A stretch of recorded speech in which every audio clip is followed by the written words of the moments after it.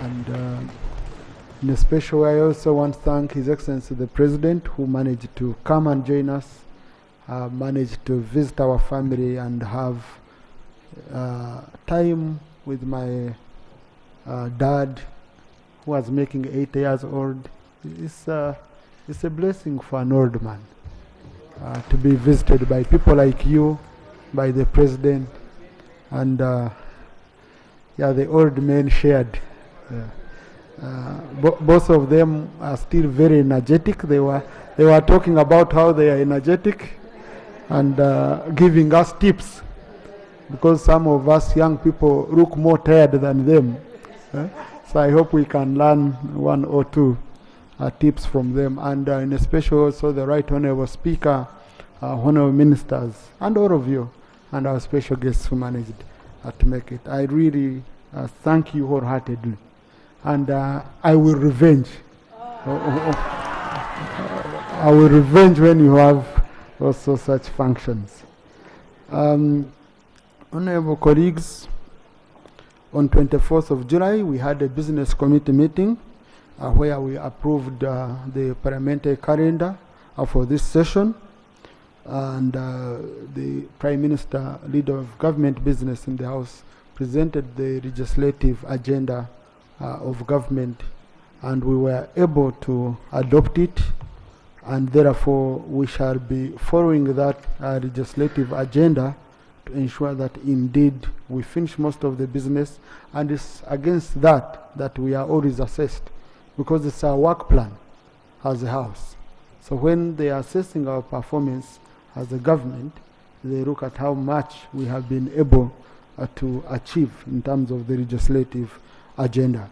I will request the clerk to share, to upload it on our system, so that all of you honorable colleagues are able to look at it, so that you schedule your programs very well. It includes recess, where we have oversight, where we have the budget and all that. The leader of opposition had raised the issue of the legislative agenda from the opposition side.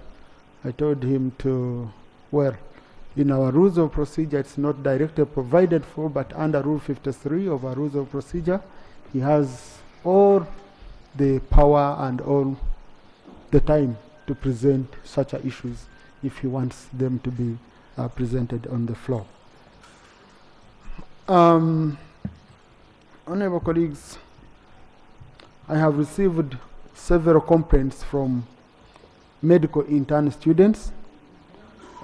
Most of them have bombarded my social media accounts, and we know also most of them in the public, because some of you pay for some, or you have at least people from your areas, so they have very many issues, and this issue of their deployment, of their delayed deployment, it's a thorn.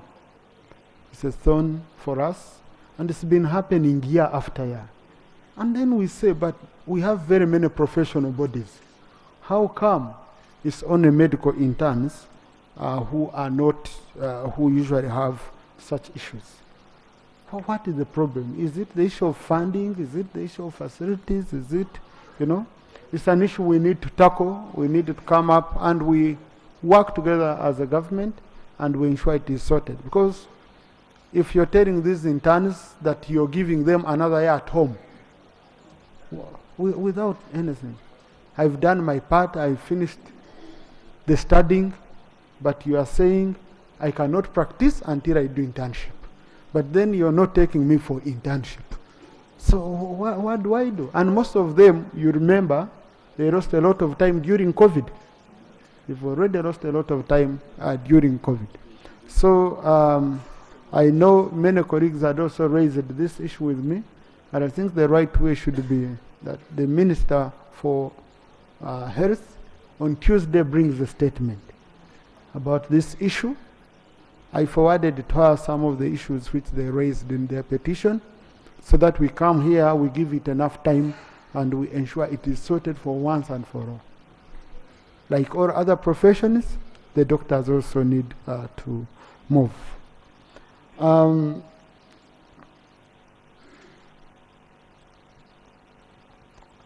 Honorable colleagues, in the VIP gallery this afternoon, we have His Excellency Dr. Jonas Tegnen Mariam, WHO Country Representative to Uganda, the outgoing WHO Country Representative to Uganda.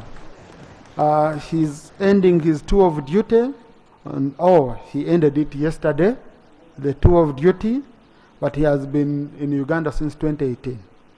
For those who remember very well, the time when they announced the first case of COVID, he was standing by the Minister of Health, and all the COVID briefings and all interventions to do with fighting COVID. He was at the center. He played a very, very critical role. He's leaving. He's going to retire. So Uganda is his last place of deployment by WHO as a country representative. He's retiring to his home in Ethiopia, but he told me that part of his heart is still in Uganda.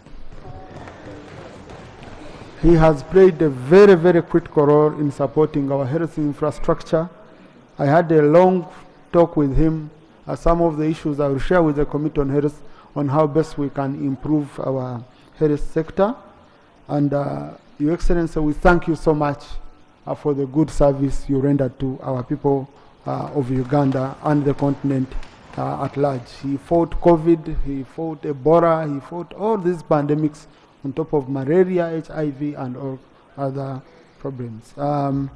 Honorable colleagues, I know some few colleagues had requested that they would want to make a statement or two regarding Doctor's contribution as he leaves Uganda. So I will allow, starting with Dr. Pio, Vice Chairperson, Committee on Health. Thank you, Right Honourable Speaker. On behalf of the Committee of Health, I rise to pay tribute to Dr. Jonas Waldemariam, the outgoing country director for WHO, who has been with us for the last 6.5 years. And these were the most critical 6.5 years. We had the Ebola outbreak in 2019. He was at the center of partnering with Ministry of Health, and Uganda was declared Ebola-free. Secondly, he was also at the center of the COVID-19 outbreak. You all know whenever Dr. Acheng was always making a press briefing, there was always a common face that was next to him. That was Dr. Jonas. In 2022, we also had the Ebola outbreak.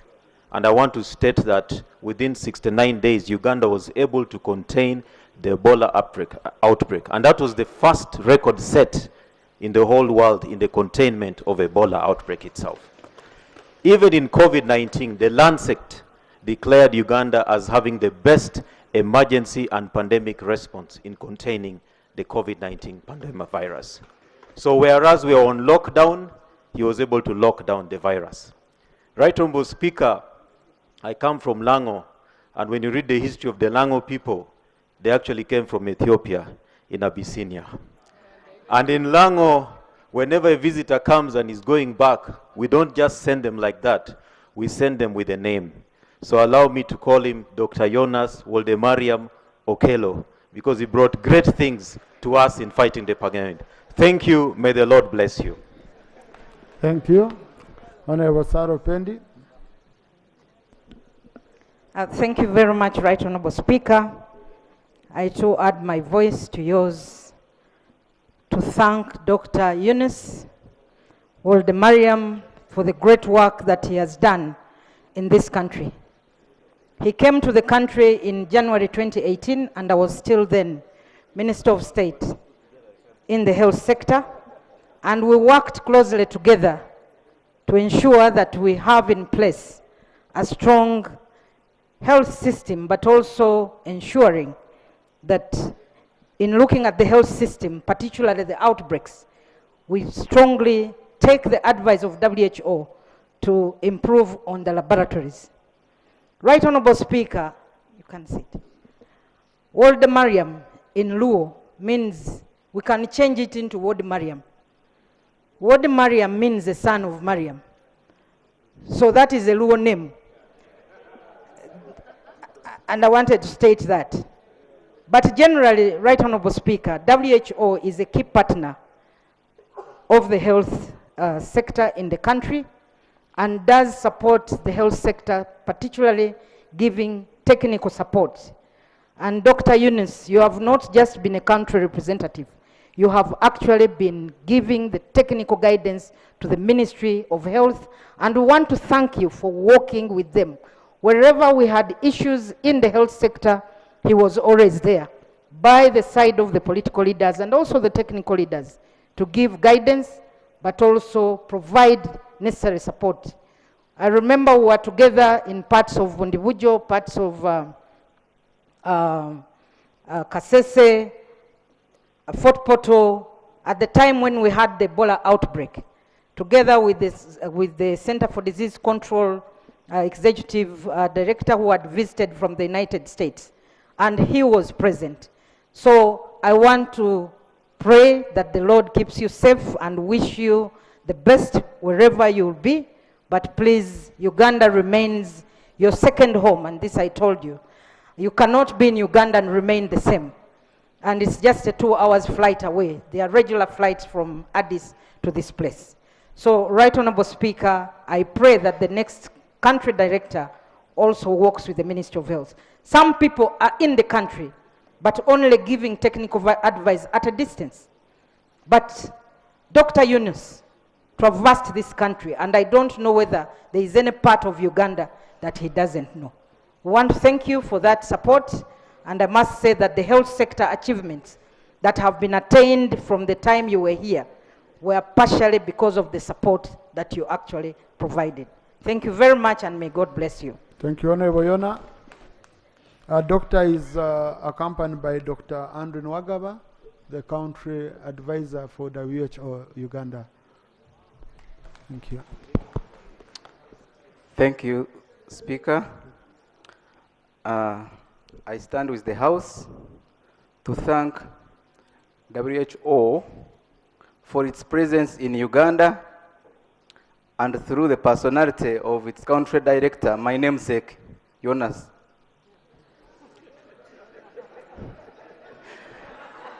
And for that matter, since I'm privileged to have some connotation that side, I want to thank him in his own language, Amharic. Amasiglinalo. Indemne. Is that parliamentary language, Honorable? When Speaker, I want to thank the personality of the country director. No, Honorable, it's very important for you to translate what you've said for purposes of the answer. Oh, thank you. Yeah. Salam is how are you? Amasiglinalo, thank you for being here. Are you okay? Thank you. Thank you. Mr. Speaker, allow me to thank the director for having stood with us at the time we wanted his presence during the pandemic of corona. He was vividly seen with our minister, with the guidance of our president, to curb this vampire that had come to finish all of us. We can't thank you enough, and we shall always keep you in our prayers. When you go back home, we shall always be with you. Thank you. Thank you. Thank you, Doctor. We wish you all the best. Thank you. Yes, we've closed that chapter for WHO. Honorable, do you have an issue? Mr. Speaker, mine is a short reaction to your communication. Since you have closed the chapter, I'll make my comments when you open. To congratulate you, Mr. Speaker. You know, last week when you called me the whip for Katonga, I told the colleagues here that since you are an OB, you understand our issues.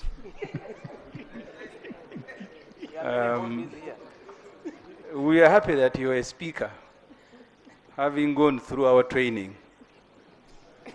We only pray that what is disturbing Uganda, use that position to resolve, including of our grandparents retiring.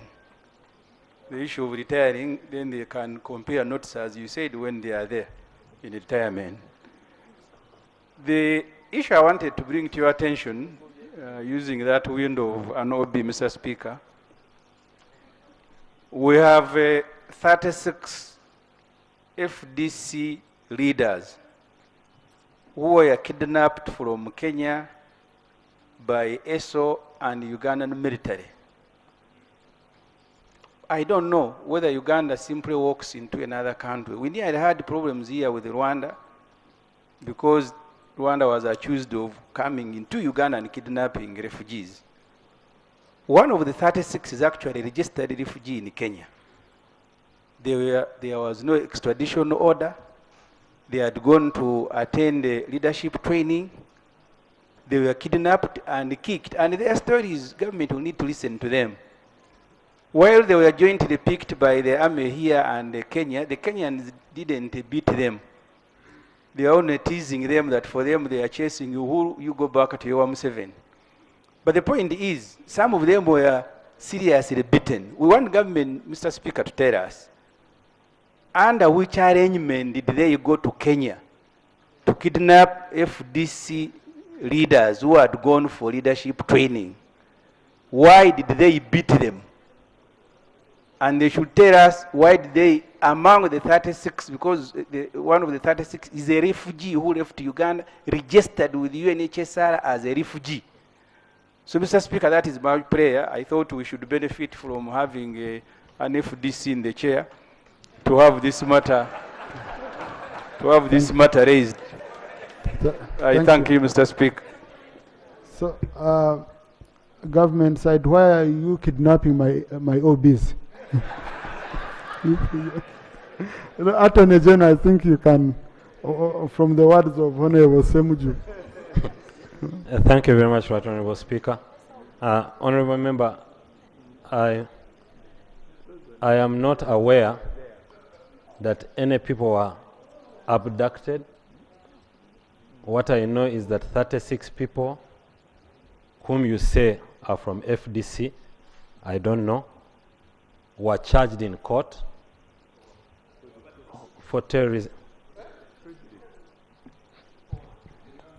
Yes. Procedure, Honorable Segona. You see, Mr. Speaker, for the last 22 years I've been a lawyer, and my land friend, the Honorable Chiriwa Chiwanuka, having been a lawyer even much longer, knows that a lawyer only acts on instruction. The instructions of the Attorney General are standing instructions under the Constitution, 119, and they only relate to matters of law. Now we are dealing with matters involving the deployment of forces out of the country that managed to go and one, Kisumu, managed to go and get back these Ugandans. I don't want to speculate on how they got them, whether they kidnapped them, whether they used the window of somebody's son who said he can march to Westlands in 2 weeks or not. And clearly that's not a matter for the Attorney General.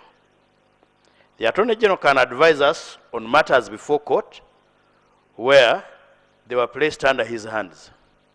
Issues to do with how they were arrested, abducted, and or kidnapped are issues to do with the minister responsible for security and therefore the docket of ESO, or if it was police, the Minister of Internal Affairs and how he managed to cross the borders unnoticed to get these young Ugandans. I am constrained to seek your procedural guidance and direction. Because you asked government, and we have a Prime Minister here, the Attorney General volunteered, which is very uncommon professionally. Honorable colleagues, the Attorney General is a member of the front bench. This is the executive. Okay? This is the executive, and they work together. Okay? So if he finds that it's not okay with him, he can always say it, and we cannot force him on the matter. Yeah. Thank you very much, Right Honorable Speaker, and I thank my learned friend for recognizing that I've been at the bar much longer. I'm likely to have more knowledge about the law than he does. What I was saying, Right Honorable Speaker, is that these people were charged, they are before court, and if there's any issues of them being beaten, wrongly arrested, can be raised in court at the appropriate time, and we have laws that deal with that. If in fact a person was tortured at the time of his arrest, that case would be dismissed. So that is a good defense you can put before the court. Thank you. Thank you. Now, honorable colleagues, please, I think what is very important is that there is an acknowledgement from the government that these people are with them and they are already before court. Okay? I think since they are already before court, honorable colleagues. Yes, honorable Assembly. See, Mr. Speaker, I have not complained that they were charged. I am talking about bilateral matters that you can walk into Kenya and kidnap Ugandans, like it used to happen under Amin. They were kidnapping people from Kakamega, bringing them back for torture. Under what arrangement? That's not a matter of court. Under which arrangement did you go to a Catholic church in Kenya and kidnap people and bring them without necessary legal documents? Attorney General? Right Honorable Speaker and honorable colleagues, even the manner in which people are collected, if at all, from a neighboring country or another country is prescribed by law. And we are saying that these people were charged, they are in court, they are properly before court, and if you think the procedure was not done properly, then you can actually be a good witness to support their release. Thank you. But there's no one on the floor. I don't have anyone holding the floor. No.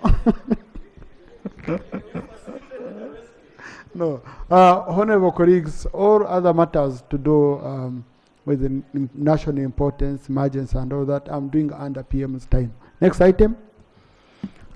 Item 3, statement by the leader of the opposition in response to the President's address on the state of the nation, pursuant to Rule 53 of the Rules of Procedure.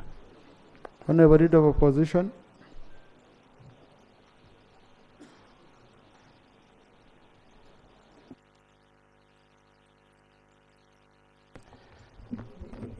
Thank you, Right Honorable Speaker.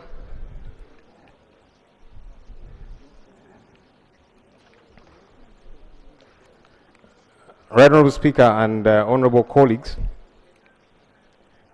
I rise today to respond to the State of the Nation address that was delivered on 6th of June 2024 as per Rule 53 of the Rules of Procedure of Parliament of Uganda.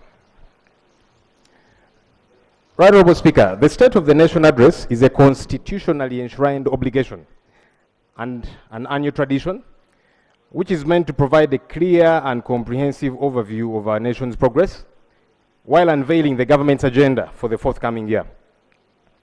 Regrettably, the address seems to have deviated from its intended purpose, increasingly resembling a ceremonial ritual rather than a substantive and honest appraisal of our national condition. The address, while filled with proclamations of progress, appears to lack the depth and sincerity that is necessary to fully capture the complexities and challenges that are facing our nation.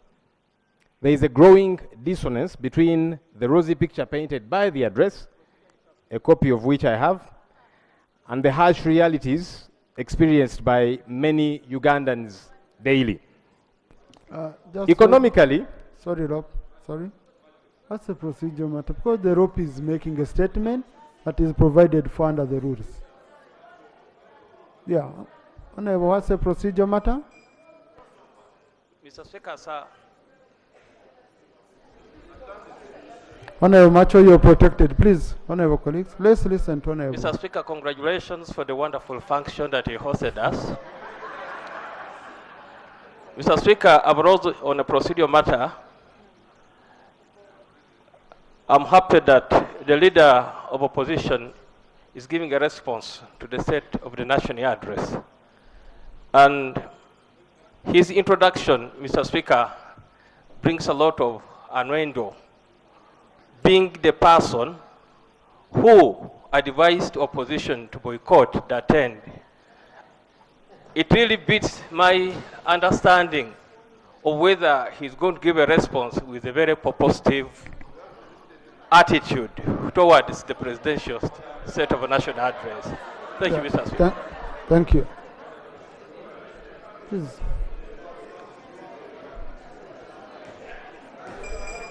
No, but there's no one on the floor. Honorable Ranga, there's no one on the floor. No, honorable colleagues, my guidance is, please, let's listen to the leader of opposition in silence. This statement is delivered under Rule 53 of our Rules of Procedure, and Rule 53(2) provides for debate. Now, in case he mentions the statement you don't agree with, during debate, you'll have all the time to clarify or to clear the air. Now, but in the public gallery this afternoon, we have students and teachers of Rubani Secondary School, Jinja District, represented by Honorable Wadiomu Moses Manika and Honorable Kataya Loy. They've come to observe proceedings of this House. Please join me in welcoming them, honorable colleagues. Thank you. Honorable Leader of Opposition. Thank you, Mr. Speaker. The Honorable Macho wanted me to take note of his presence, and I have taken note. Right, Honorable Speaker, as I proceed, economically, the address fell short of acknowledging the persistent and pervasive economic struggles that many of our citizens endure. Unemployment remains a significant issue, particularly among our youth, who are the bedrock of our future. The rising cost of living continues to burden countless families, creating an environment of economic insecurity that was not adequately addressed. Our healthcare system, a cornerstone of national well-being, remains in a precarious state. Despite assertions of improvements, the reality is blatantly different for many Ugandans who face significant challenges in accessing basic healthcare services. Our hospitals are often underfunded, understaffed, and ill-equipped. A situation that the address did not confront with the urgency it deserves. The lack of a clear and actionable plan to rectify these deficiencies is deeply concerning, Right Honorable Speaker and colleagues. Similarly, the education sector, which shapes the future of our nation, faces numerous challenges that were glossed over in the address. The ongoing issues of inadequate funding, poor infrastructure, and substandard quality of education in many of our public schools were not sufficiently acknowledged. Inadequate remedies against corruption, an enduring obstacle to our national progress, reflects a missed opportunity in the State of the Nation address. While anti-corruption efforts were referenced, mere rhetoric is insufficient. Concrete actions and innovative strategies are imperative to combat this entrenched issue. Without genuine dedication and transparent execution, phrases such as crushing the corrupt remain mere slogans, Right Honorable Speaker. Furthermore, the address failed to acknowledge the ongoing repression, censorship, and harassment faced by opposition members and civil society organizations. These infringements strike at the core of our democracy and demand immediate attention. Ignoring or downplaying these issues undermines the very foundation of our nation. To truly move forward, we must confront these issues head-on with a sense of urgency and steady commitment.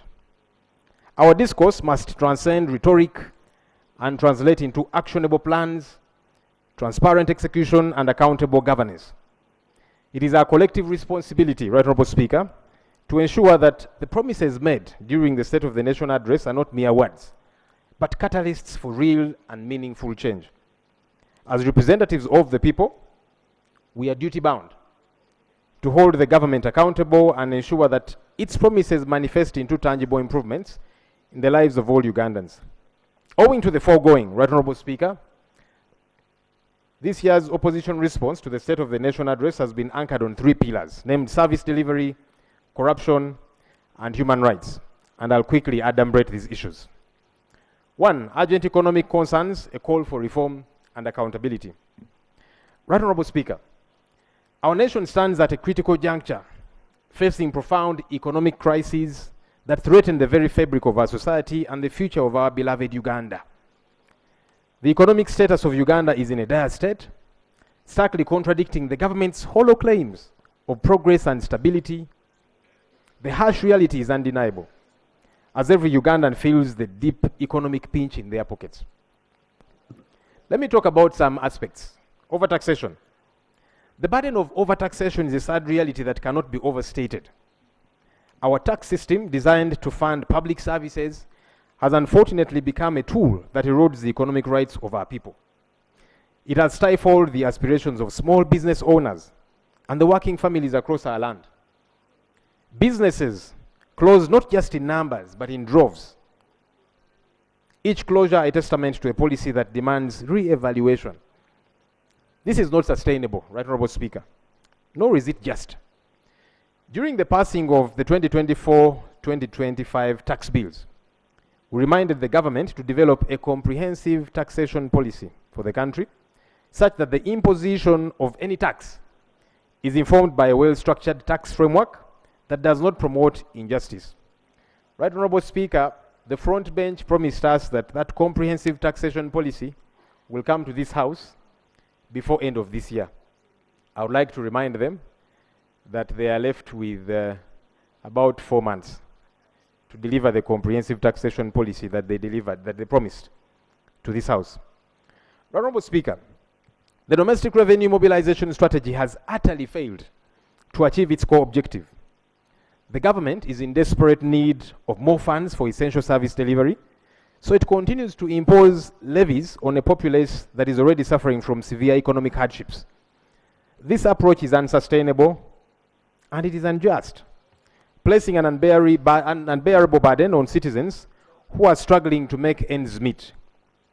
We must urgently reassess and reform our revenue collection strategies to ensure they are equitable and do not further exacerbate the economic plight of our people. Honourable Speaker, Uganda's approach to taxation has not been balanced by adequate attention to the welfare of our citizens. I'm dwelling on this issue because it's important. Ironically, as the government seeks to raise more revenue through numerous taxes, it simultaneously erodes the very base from which this revenue is meant to be drawn. You all witnessed the grievances that led to traders striking over the use of EFRIS by URA, the modus operandi of tax collection, and other exorbitant taxes that they have to endure, and yet, as they say, they don't see value for this tax money. Traders have reached a point where they find it increasingly difficult to continue trading. And Honourable Speaker, these traders... Look, I will request honourable colleagues, there are special chairs we have there, kindly create space on them. Please. Because I can see one of the intended beneficiaries is struggling. Yeah. I will request all of you, honourable colleagues, you leave those seats. Thank you. Thank you. Please, sorry. Honourable Speaker, this very week the traders have resumed their strike. Yesterday, a couple of them closed their shops, and many are saying they will continue to do so. It's not a pleasant situation. They want to work, they want to make money, but they're finding it difficult to operate.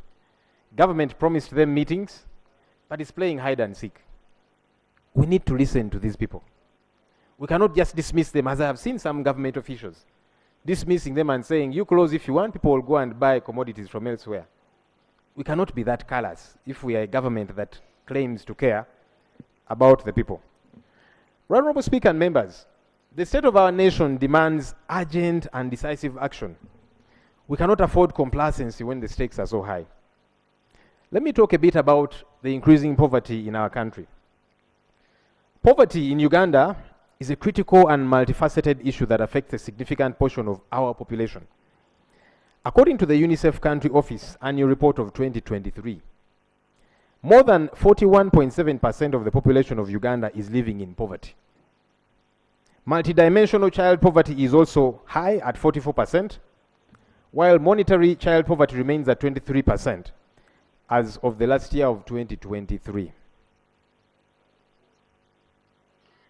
The multidimensional child poverty that has invaded our homes is tearing the fulcrum around which society is built. In a nation blessed with abundant natural resources and a hardworking population, it is a glaring contradiction, Right Honorable Speaker, that so many should have so little. Vulnerable groups, including children, the elderly, suffer disproportionately with no safety net to catch them as they fall through the cracks widened by economic hardship. Right Honorable Speaker and colleagues, you'll bear witness if what I'm talking about is not reflected in the pockets of our fellow citizens, in the constituencies where you all come from, where we all come from. Let me move on to youth unemployment. Perhaps before, people are struggling to secure the necessities of life due to the rising tide of poverty. This situation demands our urgent attention and action, and this is despite the poverty reduction measures like parish development model, which this government is implementing without following our well-intentioned advice. You can't keep throwing money at people and expect them to get rich. It cannot work. It is no wonder that all the past programs such as Emyoga, Youth Livelihood and others have failed to achieve their intended purposes. And this is a confession of even some government officials. And that's why we keep bringing out another. The other fails to work, we bring another. In the case of PDM, Right Honorable Speaker, it is even more problematic that you will give 100 million shillings to a parish of 1,000 people and the same 100 million shillings to a parish of 40,000 people, as is the case in the heavily populated urban areas. This skewed mathematics alone should have alerted government about the inability of this program to ameliorate the people of Uganda. The math does not work. And again, I've seen many government officials allude to that fact. But are we listening? Youth unemployment. This is not just a challenge, Right Honorable Speaker. It is a ticking time bomb. Our young people brimming with potential and ambition are sidelined. Their dreams deferred or quashed. We have reached a distressing point where the absence of opportunity drives our youth into terrifying conditions abroad. Reports of human rights abuses against Ugandans in foreign lands are not just disturbing, they are a call to action. It is our duty to respond and to protect our citizens wherever they may be. We all get these calls from Ugandans abroad. We in the opposition and colleagues in the ruling party, we do get these calls from these Ugandans. And so it's not something outside of our reach. Furthermore, Right Honorable Speaker, the plight of our citizens working overseas, particularly in the Arab world, is taken as if it's very normal and okay to mistreat Ugandans in the diaspora. The government has continuously been urged to take immediate action to recruit labor attaches in major cities and countries where Ugandans are employed. The Ministry of Foreign Affairs must ask these attaches to focus specifically on labor-related issues and to provide technical backstopping and consular support in all our foreign missions. They gave us an update that they did it for some. We want it across. The government's role doesn't stop at levying numerous taxes, but as a sovereign state, it is mandated to negotiate stronger bilateral labor agreements to protect its citizens who are beyond its borders. It's essential to have a bilateral agreement in place before exporting labor to any country. Right Honorable Speaker, we desire a state that empowers the youth with skills and opportunities here at home, transforming potential energy into kinetic achievements in the immediacy. The government must defend the dignity of every Ugandan at home and abroad, and ensuring that their labor rights are not violated. Right Honorable Speaker and colleagues, let me talk a bit about public debt, our worsening public debt. This, coupled with the government's high appetite for borrowing, poses a significant threat to Uganda's economic stability. The situation is exacerbated by rampant corruption and sheer irresponsibility in managing borrowed funds, leading to the payment of commitment fees for unutilized loans. The IMF report, titled Uganda's Public Debt Dilemma, What Lies Ahead in 2024, highlights a critical financial issue for Uganda. Interest payments on loans are consuming a significant portion of the country's budget and our domestic revenues, creating a substantial burden. Additionally, a large number of amounts of borrowed funds is either underutilized or misused. For instance, loans intended for sectors such as health, education, innovation, technology development and transfer, manufacturing, private sector development, public sector development, regional development, etc., remain unutilized or poorly managed. This exacerbates the financial challenges faced by our country. For record purposes, Honorable Speaker, we have provided comprehensive lists of borrowed funds that remain unutilized, and this is attached as an appendix so that colleagues can look at it. It is worrying. We borrow this money, it remains idle, and yet we are paying interest on it. Honorable Speaker, it feeds into the narrative that we hear, that some public officials do this deliberately, make sure this money comes, and then they put it on fixed deposit accounts for their own benefit. Meanwhile, it's not being utilized for the purpose for which it was borrowed. The taxpayer is paying interest. That's the narrative out there. And this here goes to feed that narrative. I have provided that list, and I'd like to request colleagues to take time and read. These are actually government documents, so that you don't assume I'm saying this just because I am leader of the opposition. It is a reality that we need to deal with. Let's not borrow money that we are not ready to utilize. Right Honorable Speaker, by June 2024, Uganda's public debt had skyrocketed to 97.499 trillion, and the government has continued to borrow even more. This wanton borrowing spree without corresponding value for money undermines the country's fiscal health and burdens future generations with debt repayment obligations. Honorable Speaker, not long ago we had a debate here with the Minister of Finance, who was trying to downsize our debt burden. And according to them, they were saying the obligations we have to Ugandans who have either supplied to government or done work for government and have not been paid, all those obligations. Minister of Finance said for them they don't want to consider that as debt. And we are saying, but no, when a Ugandan or whoever supplies a service to you or a commodity to you, and you take 1 year, 2 years, 3 years without paying them, one, it is a debt. But number two, businesses are going to crumble. How do we expect to get taxes from these businesses? Somebody borrows a loan, gets a loan from the bank to supply, because they've got a tender, a contract with government. They acquire a loan from the bank, they supply to government. And then government takes 3, 4, 5 years without paying them. Surely, how do we expect these businesses to survive? How? It doesn't make sense at all. We need to.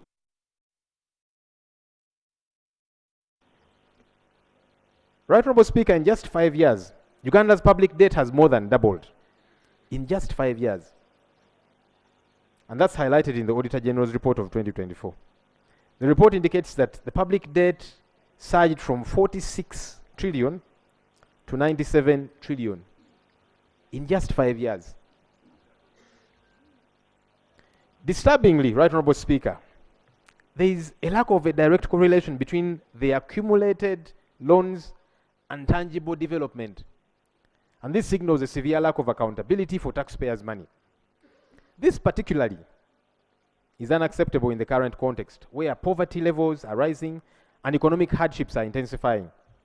The failure to translate borrowed funds into meaningful development projects is a betrayal of public trust, which we have, and a misuse of national resources.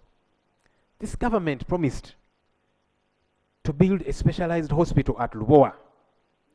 And so far, over 600 billion shillings has been sunk into this project. And Ministry of Finance confirmed that figure here in the House, over 600 billion shillings that we have sunk into Lubowa specialized hospital. But there's nothing to show for all of that money. No wonder they cannot give access to us as legislators to see what's happening there. at the site, yet the money is appropriated here. I find that very quixotic, Right Honorable Speaker. Government comes to us to appropriate money. We do. And then when we want to play our oversight role, we cannot. The health committee tried to access that site. They were denied access. I went because my responsibility is to keep the government in check. Together with my colleagues, we went. We were denied access. The Speaker told us that a delegation led by yourself, Right Honorable Speaker, as Deputy Speaker, will go, check out the site and give us feedback. I'm hoping, Right Honorable Speaker, you were also not denied access. Because you preside over the house that appropriated this money, why doesn't government want to account to us? Why? I made a suggestion here and I said, all of us in our constituencies where we come from, there's a health center, a government health center that doesn't have medicine, that doesn't have medical workers. Let's appropriate that money to those health centers because they are operational, as opposed to sinking it into something we don't quite understand.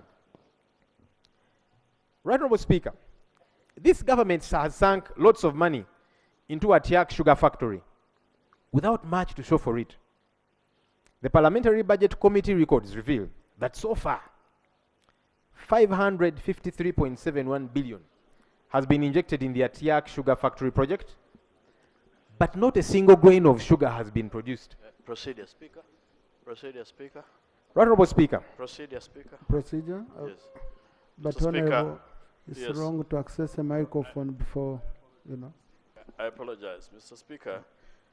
The Right Honorable Leader of the Opposition mentioned that you probably could have access to Lubowa, where the rest of us have not been able to access.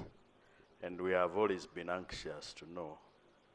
I had thought probably you'd confirm or deny, and wanted to be guided procedurally whether you would not advise us whether you went and probably which report you have for us, which I'm sure would enrich the LOPS. I'm going on Wednesday. Yeah. Yeah. Because the Speaker told you I would go on Wednesday, and yeah, and I will go on a Wednesday. Yeah, I'm waiting. Okay. Yeah. But Lop, I would guide our rules when you're reading a statement, and in the interest of time, because we have 30 minutes. I can see you've used 17. I would request you read a statement. Since you submitted a statement that is on our system and we are trying to follow. Thank you, Right Honorable Speaker. Actually, what I'm reading is in that statement, which was uploaded. If you had done that, then my name wouldn't have even come here. That's on a light note. Right Honorable Speaker, I just wanted to buttress the point that is uploaded thereon. But let me proceed. I was talking about a Tiak sugar factory before I was interrupted by my land friend. 553.71 billion has been injected into the Atiak sugar factory project. But to date, no sugar has come from Atiak. And the citizens are asking, where is the value for our tax money? Right Honorable Speaker, the government borrowed money in 2021 for Karamoja Jinja Expressway to improve the connection between Kampala and Jinja cities and to neighboring countries along the northern corridor. Kampala Jinja, for the record. I beg your pardon, I mentioned Kampala, not Karamoja. Yeah. It's because I'm seeing some colleagues here from Karamoja. So I got to talk about our good colleagues. The Kampala Jinja Expressway to improve connection between Kampala and Jinja cities. And to date, Right Honorable Speaker, 0.1% of the borrowed money has been utilized. Consequently, we lose 24,000 man-hours every day due to traffic jams. We borrowed money, 0.1% of that has been utilized. Right Honorable Speaker, let me move on a bit. Let me skip some things since I'm short of time. Let me talk about corruption, which is a malignant cancer that has got to be urgently dealt with and very sternly. Right Honorable Speaker, it is our considered view that there must be firm commitment to effective and efficient service delivery, accountability, and zero tolerance for corruption. Our alternative budget priorities for the financial year 2024-2025 were anchored on the theme fostering resilient communities by combating corruption and promoting efficient service delivery. We were deliberate about this. And our alternative policy direction, and more so, the alternative budget, ably articulates our unwavering stance on corruption, which I would like to re-echo very briefly. Uganda established a comprehensive anti-corruption system to combat the pervasive issue of corruption within the country. However, there is lack of commitment to this fight. The country continues to be ranked among the most corrupt in the world. This indicates underlying systemic issues that contribute to the persistence of corruption in our country. Every year, Transparency International disseminates results for the Corruption Perceptions Index. This CPI highlights how different countries score in the fight against corruption. According to Transparency International, its report of 2023, Uganda had a score of 26 out of 100. That's 26%. When ranked by score, Uganda placed 141st out of 180 nations in the index, with the first country having the most honest public sector. You can see where we lie, 141st out of 180. This is a clear indicator, Right Honourable Speaker, of how badly we are doing in our quest to deal with corruption. Right Honourable Speaker, the executive, judiciary, and legislature, the same institutions tasked with safeguarding public funds, have been embroiled in a web of corruption. The legislature, which we are part of, is embroiled in corruption allegations that span from the distribution of iron sheets meant for Karamoja, the now infamous budget corruption, payments for war loss compensations to cooperatives, solicitation of funds, to mention a few.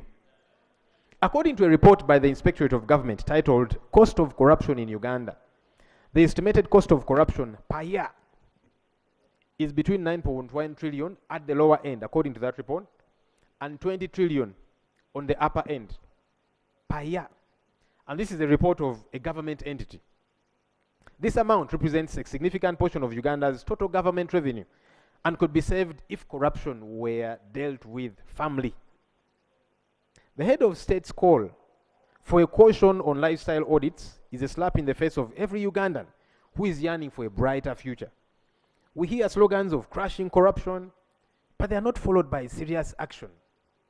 Mere words, Right Honourable Speaker, will not save the money that is meant to build schools, educate our children, or provide the much needed service delivery.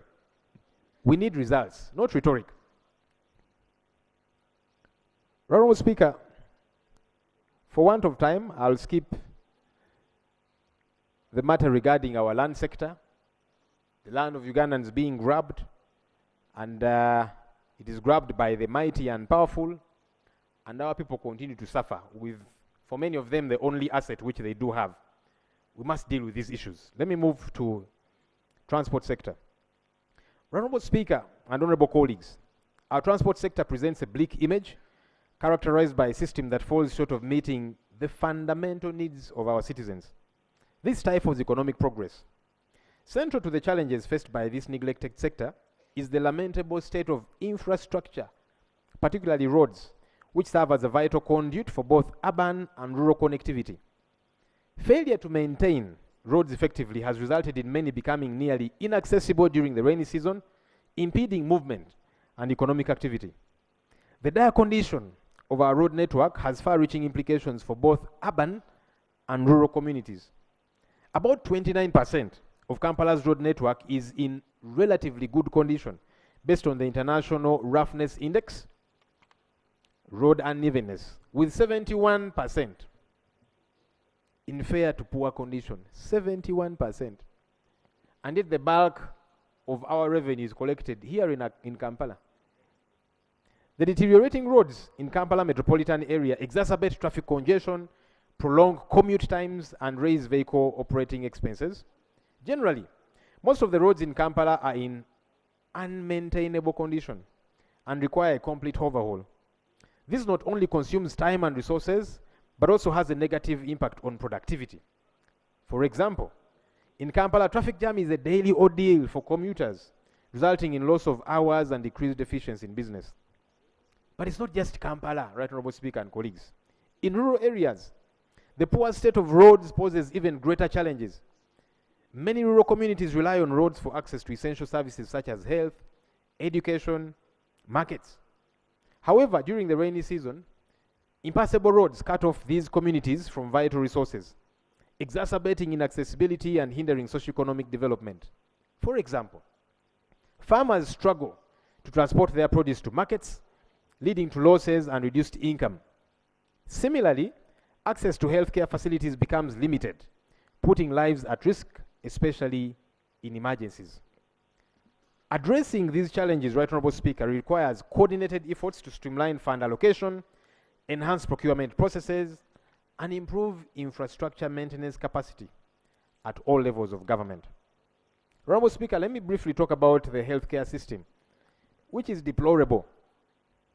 The dire state of the healthcare system is glaringly evident in rural areas where hospitals and clinics are often devoid of the most basic necessities. Imagine a mother in a remote village, desperate to find medicine for her sick child, only to discover that the nearest clinic is without essential drugs or even a qualified healthcare worker to offer assistance. This heartbreaking scenario plays out far too often across the country, leaving families devastated and communities vulnerable to the ravages of preventable diseases. Corruption within the healthcare sector has compounded service delivery challenges, creating a vicious cycle of deprivation and despair.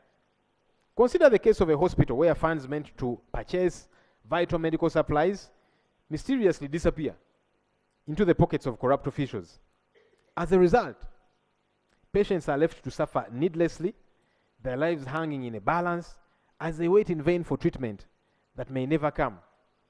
Many of the calls all of us get from our constituents is to give them some money to go to a private healthcare facility, because the government one is not providing that. Meanwhile, those responsible for this embezzlement continue to enjoy lives of luxury, callously indifferent to the suffering they have caused. This is a flagrant violation of the right to health enshrined in both international law and our country's constitution. Honourable Speaker, let me move ahead, again for want of time. Addressing the shortage of qualified healthcare workers, which is another of the challenges that we have, is imperative. Policies should focus on training, recruiting, and retaining healthcare professionals.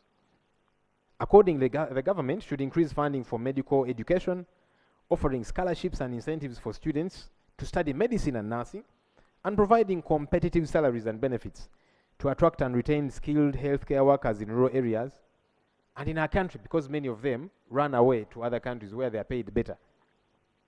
Government should also prioritize deployment of medical interns. Right Honourable Speaker, you did speak about that. Interns who were protesting the other day, they are saying, we have studied for 5 years, deploy us so that we can work. Is government listening? Let me move ahead, Right Honourable Speaker, to number 6, the need to prioritize the agricultural sector. Right Honourable Speaker and colleagues, agriculture is Uganda's main economic driver, whether we want it or not, and it provides 70% of employment and contributes half of all exports and 1/4 of GDP.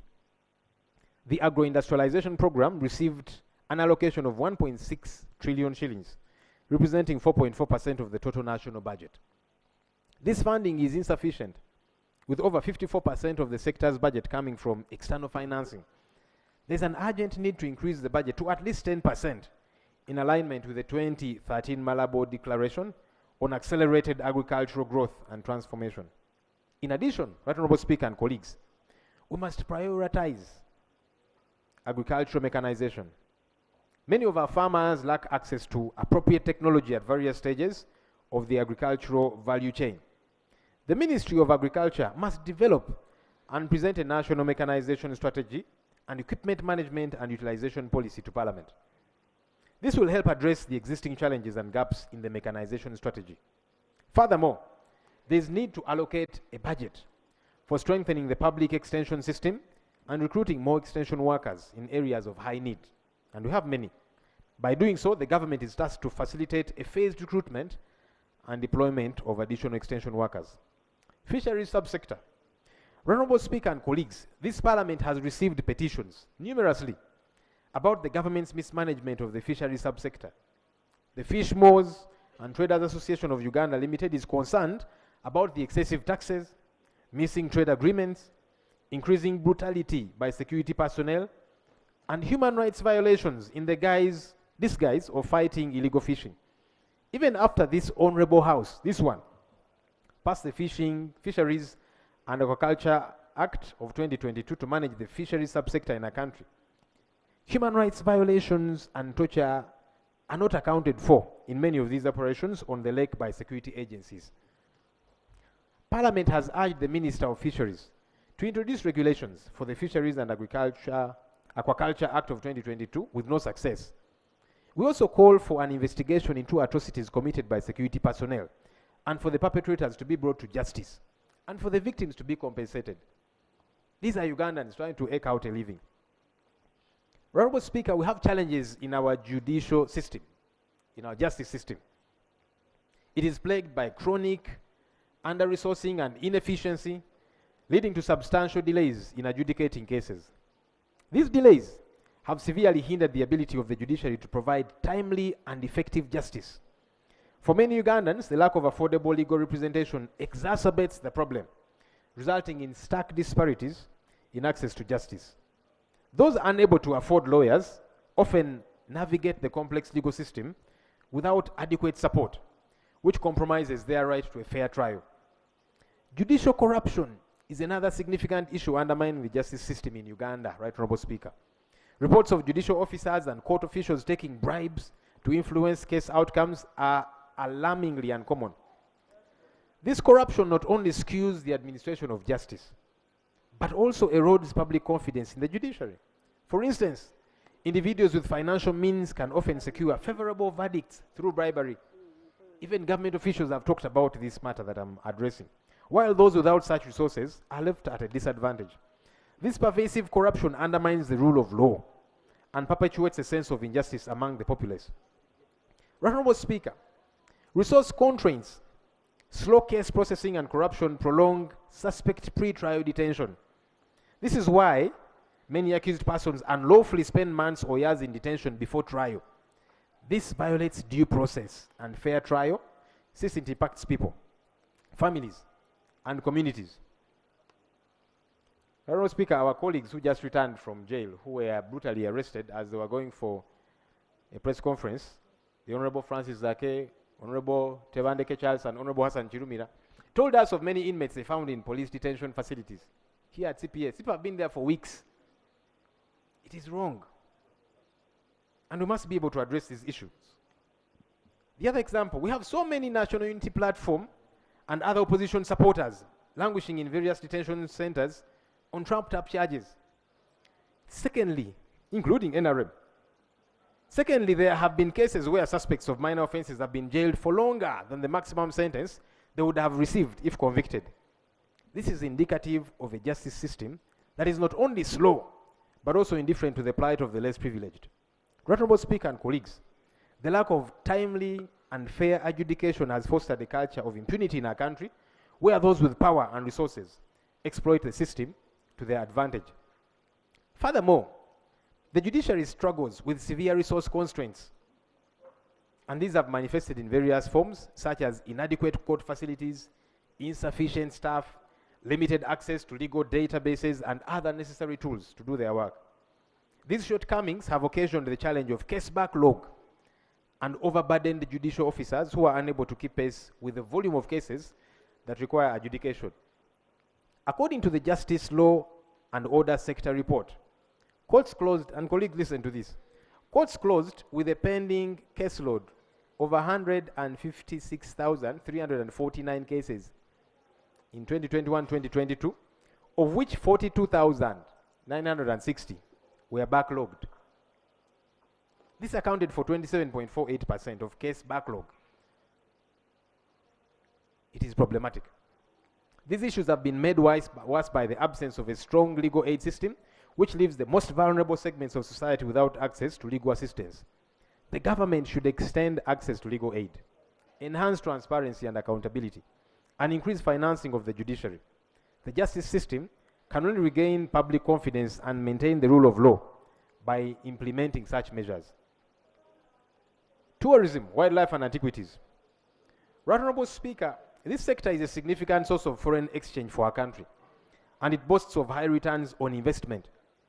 This sector is the most appropriate means to revive our struggling economy, and it should be given the necessary attention and support to raise funds for the protection and enjoyment of other basic rights. However, Right Honorable Speaker, it is unfortunate that the government of Uganda provides insufficient funding for this sector, despite its economic potential. In 2022, for instance, tourism-related revenue and foreign exchange earnings totaled 2.7 trillion shillings. Yet the sector's approved budget has been stagnating between 193 billion and 248 billion in the last 5 financial years. This is a very fertile sector, because if you can reap 2.7 trillion when you inject about 200 billion, that means when you inject more, you'll reap a lot more. It's equally important to note that there is historical and cultural heritage sites with over 650 cultural sites which are underserved and underdeveloped for tourism. We need to fix this. Let me run to education, Right Honorable Speaker. The education sector in Uganda is plagued by severe underfunding, leading to a multitude of challenges which significantly impede the delivery of quality education. We have got overcrowded classrooms, which are a common sight, with student-to-teacher ratios far exceeding recommended levels. For example, a recent validation exercise done by the Education Service Commission revealed that the country required an extra workforce of 78,880 primary school teachers to reach the intended target of maintaining a 1 to 40 teacher-pupil ratio at the basic level. This, however, is far from being achieved. Overcrowding has not only hampered effective teaching and learning, but has also put a strain on the few resources that we have available, such as textbooks, desks, and other essential supplies. Many schools, particularly in rural regions, lack appropriate infrastructure, including poor sanitation, which negatively impacts on the learning environment. And that is a sight in all our constituencies, Right Honorable Speaker. A major contributing factor to the aforementioned challenges is the chronic shortage of qualified teachers. In many schools, especially those in remote areas, there are not enough teachers to meet the needs of the student population. This shortage forces schools to either combine classes or employ unqualified personnel, both of which negatively impact the quality of education. Right Honorable Speaker, I want to skip a bit for want of time. I talked about education and what I believe we need to do to fix it. Defense and Internal Affairs. The Ministry of Internal Affairs is entrenched in a mire of corruption and inefficiency, failing utterly in its mandate to provide effective policing and public safety services. The high crime rates, coupled with the pervasive lack of trust in law enforcement agencies, expose the ministry's glaring incompetence and systemic failure. The rampant corruption within the police force and other internal affairs departments is a cancer eating away at the very fabric of our society. Bribery and favoritism are not just occasional occurrences. They are the norm, unfortunately, and they severely undermine justice and security. There are widespread reports and incidents of excessive use of force, arbitrary arrests and torture. These abuses are often directed at political opponents and even ordinary citizens. For example, during political gatherings, the police routinely uses excessive force, including firing live ammunition and unnecessary tear gas, resulting in injuries and fatalities. Arbitrary arrests and detention are rampant, with individuals being held without trial, sometimes for extended periods. In a number of cases, what we see is abduction of citizens by plain-clothed, gun-wielding men who take these people to unknown places, and many have since been missing for years. For example, John Bosco Chibalama, who has been missing for over 4 years, yet the Right Honorable Prime Minister, Robin Anabanja, admitted that he was arrested by the state, and he's in the hands of the state. Of late, the same is happening even to members of parliament. We saw what happened in the past to Honorable Segirinya, Honorable Sewanyana, and most recently to the Honorable Paul Akamba, who is one of us, who belongs to the NRM. But he was abducted, and for about 3 or so days, no one knew where he was. It is wrong. whether it happens to the opposition or to people from the ruling party. Right, Honorable Speaker, when these practices become normalized, because everyone gets to be a potential victim, that's what happens when we normalize them, as we are witnessing today. What's particularly disturbing, Right Honorable Speaker, is the abdication of duty by the Uganda Human Rights Commission, a body explicitly mandated to safeguard the rights of our citizens. This commission has shamelessly turned a blind eye to these atrocities, failing in its core responsibility to protect the vulnerable and uphold justice. This neglect not only emboldens the perpetrators, but also undermines the trust and faith of the people in our institutions that are meant to protect them. I want to skip a bit, Right Honorable Speaker, for want of time, and move to my conclusion. Right Honorable Speaker and honorable colleagues, the spirit under which we raise these issues is not just because we are only mandated to do so as per the legal and policy frameworks under which we operate, but to a wider margin. It is a nationalistic one, because the concerns I've raised, we see them where we come from. We see them among the people we lead, who keep calling us to fill in the gaps where government is meant to be taking action. When the country is sinking, Right Honorable Speaker, we cannot all just become spectators to cheerlead those who are steering our country to complete destruction, as per the examples that I have given. I see Honorable Magezi is mad. I have listed the examples, many of which are happening in the constituencies where we come from, including the one which you used to represent, because you don't represent it anymore, sir. Right Honorable Speaker, we must take a step forward to put up a spirited fight to redeem our country from those who hold power and they are irresponsibly using it contrary to the citizenry wishes and aspirations. As a government in waiting, because we shall continue to do whatever is possible within our reach to bring about a positive change aimed at restoring the original glory of our country. I therefore implore each one of us, Right Honorable Speaker, to reflect on these issues and act swiftly on them for the good of all of us and those who shall come after us. I beg to submit. Thank you. Thank you, Rob. Thank you. Our colleagues, under Rule 53, we may debate the response of the leader of opposition to the state of the nation or any of his statements. But I think for us to have a structured debate, I would want to suggest that we also receive the motion that we do have for the state of the nation, and we debate all of them together so that we have much more time. Next item. Item 6, motion that thanks of Parliament be recorded for the clear and precise exposition of government policy contained in the address on the state of the nation by H.E. the President to Parliament on 6 June 2024. Honorable Emre Kugonza, I want the order paper to capture the record very well. The mover is Honorable Emre Kugonza, not the Right Honorable Prime Minister. And the seconders is Honorable Catherine Lamwaka and Honorable Kunhira Agnes. Thank you very much, Mr. Speaker. Motion that thanks of Parliament be recorded for the clear and precise exposition of government policy contained in the address on the state of the nation by His Excellency the President to Parliament on Saturday, 6 June 2024.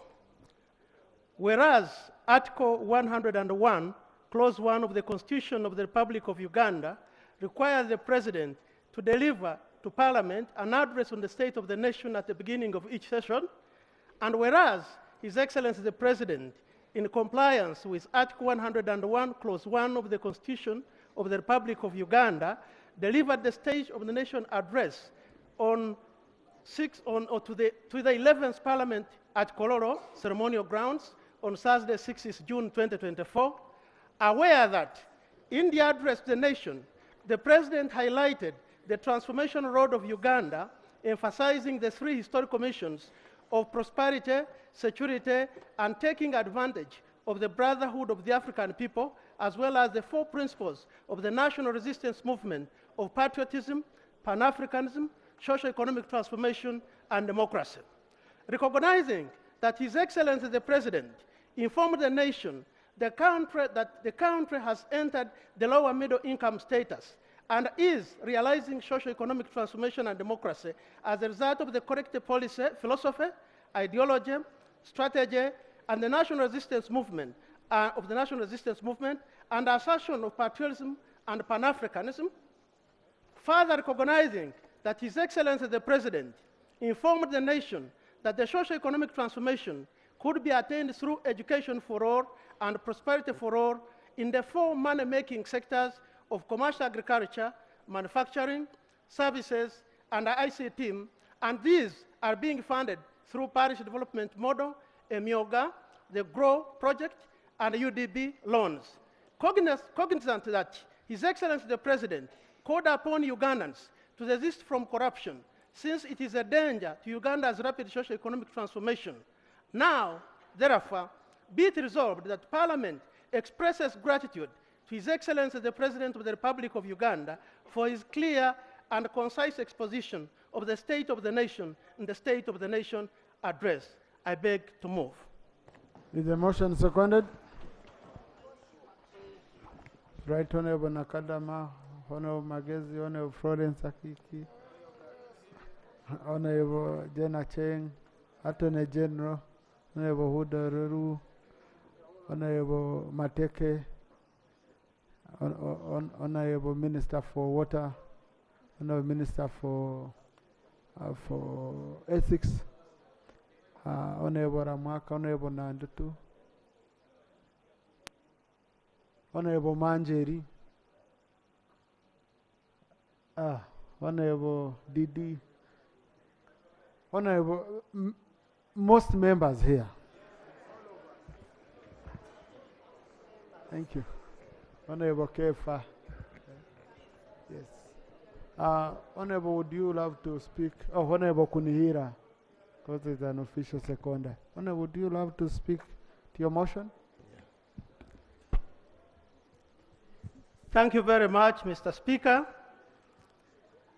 In accordance with Article 101, Clause 1 of the Constitution of the Republic of Uganda, 1995, His Excellency Yoweri Kaguta Museveni Muhaburwa, the President of the Republic of Uganda, delivered the State of the Nation address on Thursday, 6th June 2024, at the first meeting of the first sitting of the 4th session of the 11th Parliament of the Republic of Uganda at Kololo Independence Ceremonial Grounds. His Excellency the President highlighted the 3 historical missions for Africa to survive and thrive, and these were prosperity for the African people, including the people of Uganda, strategic security for the African people, and taking advantage of the brotherhood of the African people. These historical missions are anchored in the 4 principles of the national resistance movement, and these are patriotism, Pan-Africanism, socio-economic transformation, and democracy. These 3 historical missions will stimulate the 4 sectors of the economy, namely commercial agriculture, manufacturing, services, and information communication technology. His Excellency the President informed the country that since 1996, the Ugandan economy has recovered as portrayed in the high production of homegrown and processed agro products, industrial products, whose total output has surpassed the internal demand, as I can explain. For instance, for the case of sugar, we are producing annually 600,000 metric tons, and our local demand is only 380,000, and thus generating a surplus of 220 metric tons. For milk, we are producing 5.3 billion liters, consuming only 800 million liters, thus a surplus of 4.5 billion liters. For cement, we are producing 6.4 million metric tons, only consuming 2.4 million metric tons, and thus generating a surplus of 4 million metric tons. The total annual surplus is being traded with the African market, within the African market and beyond. The President further informed the nation that through patriotism and Pan-Africanism, the East African community was revived and the common market for Eastern and Southern Africa, COMESA, consolidated. This has expanded the narrow market for Uganda's products. East, Central Africa and the COMESA are buying the surplus goods and services to a tune, for example, from COMESA of 2.157 billion United States dollars. And the East African countries are importing from Uganda goods valued at 2.140 United States billions from Uganda. With a more united African market, through the implementation of the existing common market protocols and the customs union protocol, Africa can then be able to negotiate with other countries for market access, and these potential markets are the European Union, the United States of America, China, Russia, the Gulf, and India. The President reminded Ugandans about the socio-economic transformation as a key ideology of the national resistance movement. The NRM government has continuously guided that the socio-economic transformation can be realized through education for all and prosperity for all, and joining the four money-making sectors of commercial agriculture, manufacturing, services, and ICT. The government has set up funds and initiatives for low income to individuals to enable them to attain socio-economic transformation. And these are the Operation Wealth Creation, NADS, Plan for Modernization of Agriculture, Ntandikwa in the past, Paris Development Model as of now, the Myoga, the Youth Fund, the Women Fund, and funds from the Growth Opportunities and Productive for Women Enterprises that is codenamed as GROW. The more empowered individual should borrow from Uganda Development Bank for agriculture, manufacturing, and some of the services such as tourism. The President highlighted that Uganda has entered the lower middle income status with United States dollars 1,182 per capita. This has been achieved after embracing the NRM's philosophy, ideology, and a strategy of economic recovery through restoring and expanding the production of the traditional cash crops and minerals, diversifying the cash crop with food crop, water, flora, and fauna, animal products, palm oil, and fruits, adding value to some of the raw materials and the knowledge economy, which have enabled the economy to grow from United States dollars 1.5 billion in 1986 to the current level of United States dollars 55 billion by foreign exchange method, or 180.29 billion by the purchasing power parity method. The President urged the youth to embrace the ICT sector for enhancement of skills, exposure to more employment opportunities worldwide, and innovation through the purposive use of the internet. Information, communication, and technology is essential in improving national productivity because it has the potential to make a government and business enterprises more efficient, effective, and globally competitive. ICT is a key tool for socio-economic transformation. Procedure. Thank you, Mr. Speaker. Mr. Speaker, I'm raising on a procedural matter. You see, we are debating State of National Address with the Leader of Opposition statement. And the debate, we always don't refer to notes. The honourable member attended the State of National Address. He was in the presence of the President. But he's reading figures and as if he's bringing another new statement on the floor of Parliament. And fun enough, he reads with the glasses on the head, then sometimes puts them on his eyes, which is his own fashion.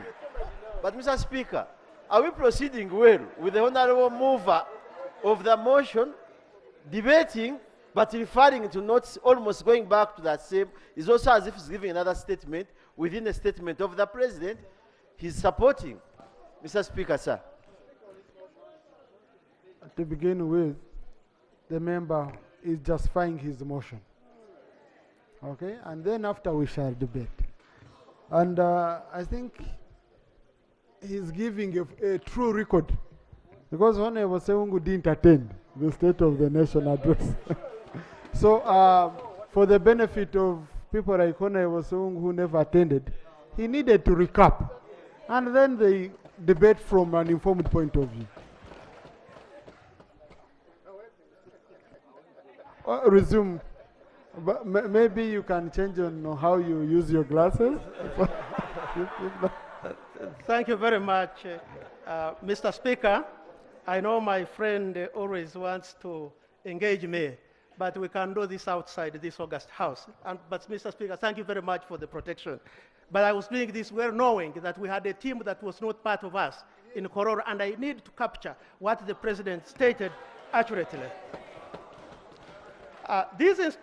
The President reminded Ugandans that the NRM government has put in place the legal and institutional framework to fight corruption, like the Inspectorate of Government, the Anti-Corruption Court, the Anti-Corruption Unit in State House, Criminal Investigation Department of Uganda Police, whistleblower policy, among others. These institutions need the support of all of us, and the Parliament should take the lead in the fight against corruption, as we are the representatives of the people. The President reiterated his commitment to fight corruption and reminded us that it is equally a duty of all Ugandans. This is a call for action to all of us to eliminate corruption in public service and from among the political leaders.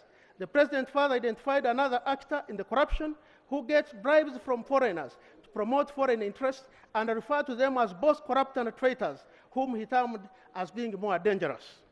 The President appreciated the working relationship between the three arms of government that have continued to steer transparency and harmony in the budget process and implementation of government programs to serve the interests of Ugandan citizens. Mr. Speaker and colleagues, lastly, I want to thank the President, General Yoweri Kaguta Museveni Mahaburwa, for the impressive socio-economic transformation which has been achieved under the NRM government since 1986.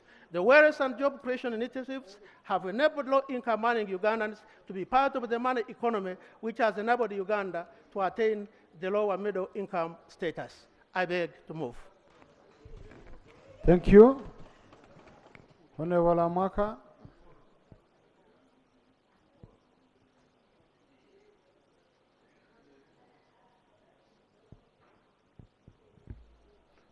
Honorable colleagues, read Rule 76 of our Rules of Procedure with regard to reading statements. I allowed Honorable Kugonza because he was referring to someone's speech. But under our rules of debate and presentation, you shouldn't be reading. You can refer to the notes, but you shouldn't be reading. Refer to Rule 76. Thank you, Right Honorable Speaker.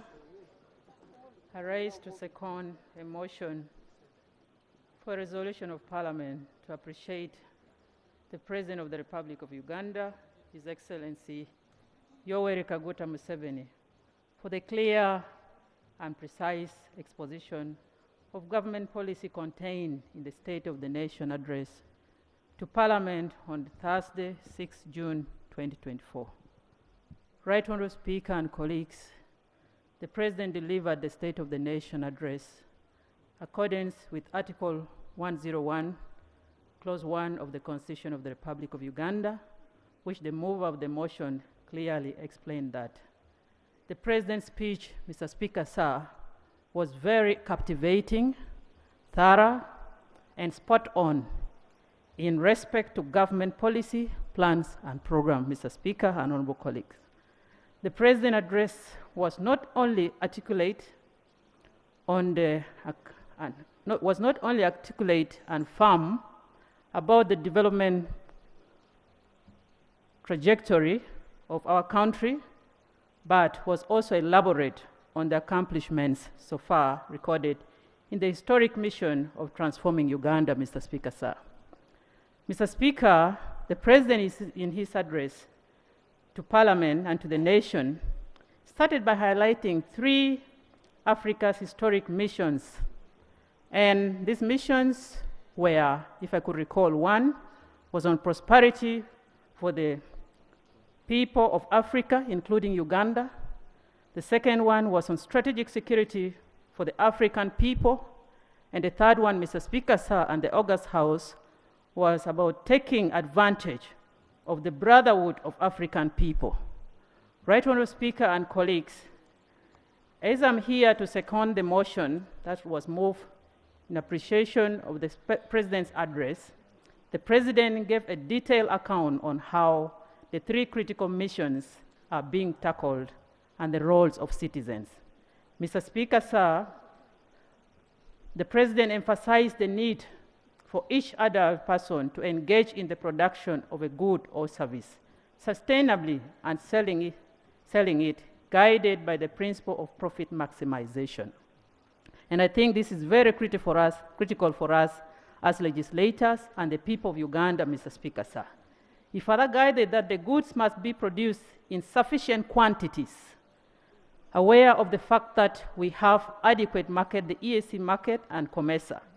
Mr. Speaker, sir, the sufficient quantities that the President emphasized us to produce the goods is to guarantee prosperity of Uganda. And this is inevitably, Mr. Speaker, because it brings in the question of addressing the demand in the market within the country, in the region, Mr. Speaker, sir. In light of this, the President delved into explaining about the second NRM ideological principle of Pan-Africanism, Mr. Speaker, regional and continental markets such as the EAC and COMESA, offering greater opportunities for prosperity for the country, for countries like Uganda who are member states, Mr. Speaker, sir. Honorable colleagues, the President gave statistics to bring this point home. And you all agree with me that according to the statistics of the President, currently COMESA is buying goods and services worth $2.157 billion US, which is something that we need to really appreciate annually for Uganda. And Mr. Speaker, sir, EAC countries are importing from Uganda goods worth $2.140 US, Mr. Speaker, sir.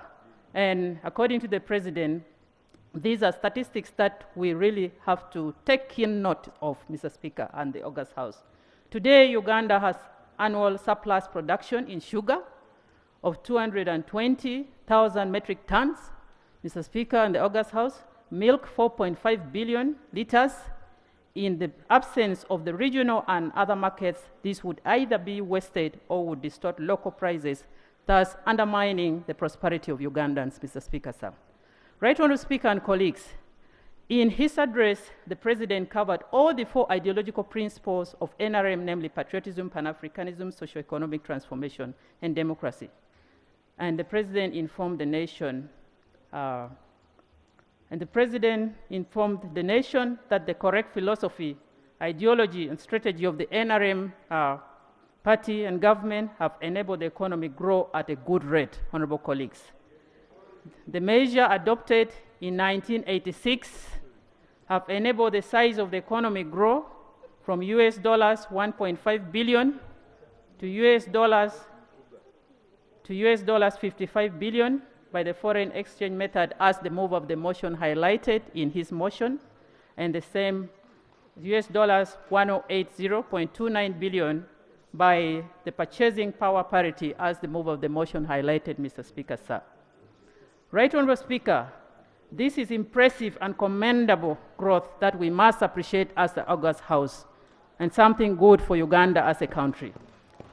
The President informed Ugandans that we would have been able to post more growth had it not been for some existing trade barriers in the EAC. And on that note, I remember, Mr. Speaker, sir, the President imploring us that all East African countries must work hard towards removing all kinds of trade barriers, Mr. Speaker, sir, for us to benefit as member states, and remove all bottlenecks so that we exploit the full potentials of the markets that we have. Right Honourable Speaker and colleagues, the President emphasized the subject of wealth creation, which the motion mover elaborated on this very, very clearly, and I want to believe that colleagues were able to appreciate that fact. And the President said, remember, we should all participate in the four sectors of commercial agriculture, manufacturing, and artisan, services, and ICT, using the many funding opportunities which the mover of the motion highlighted them. However, I want to emphasize that it is very crucial, Mr. Speaker, sir, as the President highlighted, that as legislators, we embrace this move being advocated for the President for socio-economic transformation in our community and for the country as a whole, Mr. Speaker, sir.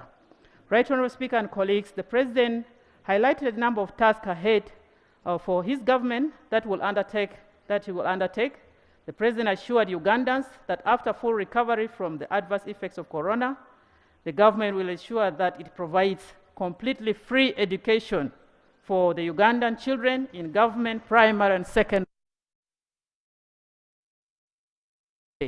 I heard the leader of opposition mentioning something to do with education. And Mr. Speaker, sir, I'm glad that the President in his address to the nation mentioned the issue of education as something very critical to this government. Right Honorable Speaker, the President also highlighted the elimination of corruption as one of the key tasks to undertake. He pledged to crush the traitors that engage in the vice, Mr. Speaker, sir. And Right Honorable Speaker and honorable colleagues, I believe strongly in the commitment of the President and the Executive as highlighted in his address of the nation.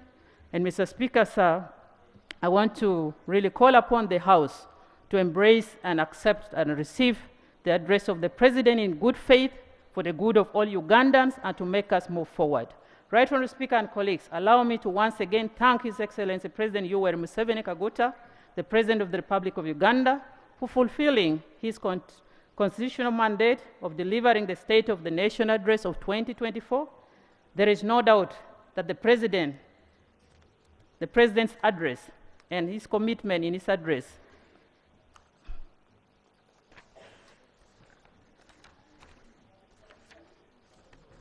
Right Honorable Speaker, the President's address put forward in the nation address as well elaborated by the mover of the motion to this August House, Mr. Speaker, sir, a number of progressive policy options that were elaborated on that will take our country to a greater height. Right Honorable Speaker, long live His Excellency Yoweri Kaguta Museveni, long live Uganda. Right Honorable Speaker, I beg to second the motion that was moved by the mover. Thank you. Thank you. Thank you. Honorable Agnes Kunihira. Wrong river of you, honorable colleagues.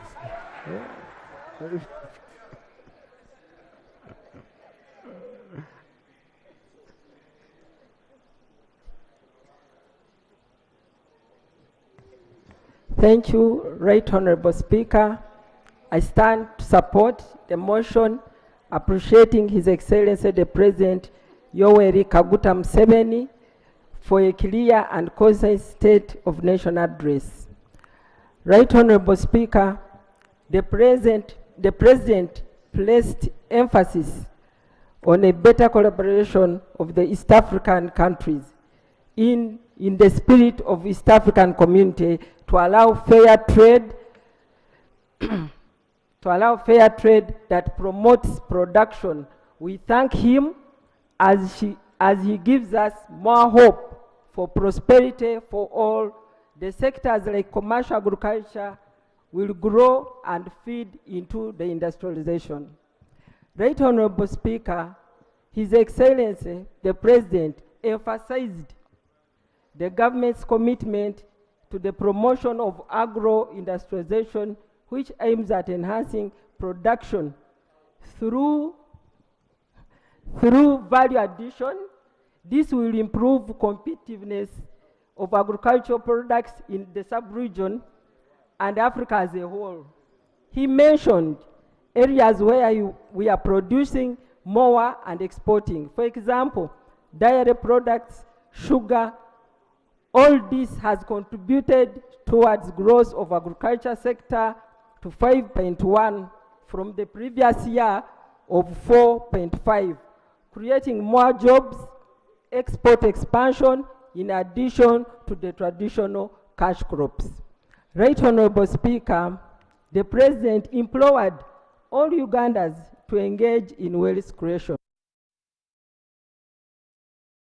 Programs like Emyoga, PDM, GROW, which provide affordable capital and also creating jobs for youth and women. Government has continued to release funds for PDM. This will accelerate economic growth as the 39% households will move to the money economy. As leaders, we who are here, let us do our part of mobilizing them, the population. Right Honorable Speaker, His Excellency the President highlighted issues of interest rates charged by the commercial banks and individual lenders. These directives should be implemented by the Minister of Finance. It will facilitate individuals to access working capital, more especially those who cannot get through the interventions of Uganda Development Bank and Agricultural Credit Facility. We look forward for the Minister to address this issue. Right Honorable Speaker, the President indicated that this time round he will not tolerate corruption with the public sector and also we politicians, political leaders. We must join him to condemn corruption. We all know a lot of money is lost through corruption, denying NRM government to fulfill its mandate of providing better services in terms of good roads, health facilities, and education. I want to conclude, Right Honorable Speaker, by appreciating His Excellency the President and the government for steering this country. Right Honorable Speaker, finally, this is not in his State of Nation, but it's an appeal. I'm urging government this time round in the next financial year to consider improving on the issue of payee to increase the threshold from 235 to 500. You are aware that the workers are suffering because of this tax and more others. So it would be better that in the next State of Nation of address, the President and government will bring this out. But with those few remarks, I want to thank the President for his State of Nation address. Thank you. Thank you. Thank you, Honorable Agnes. So the question for debate, Honorable colleagues, is that the motion that thanks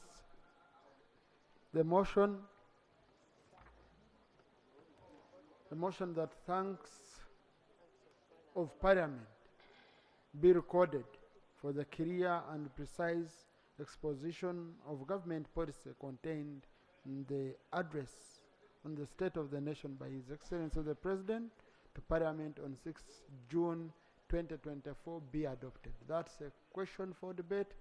And honorable colleagues, we are coming to Prime Minister's time. So let's first sort out that and then we shall resume with the debate later. Let's do item 6 and then we shall continue with the debate. You know, Prime Minister's time is mandatory under the rules. Once it's 4 p.m., I have no option if it's a Thursday. Item 7, Prime Minister's time. No, I wanted us to first handle item 6. Is it ready? Item 6, statement by the Right Honorable Prime Minister on government business for the succeeding week, 5th to 8th August 2024, pursuant to Rule 28 of the Rules of Procedure. Right Honorable Prime Minister. Right Honorable Speaker and honorable colleagues, I'm happy to provide a statement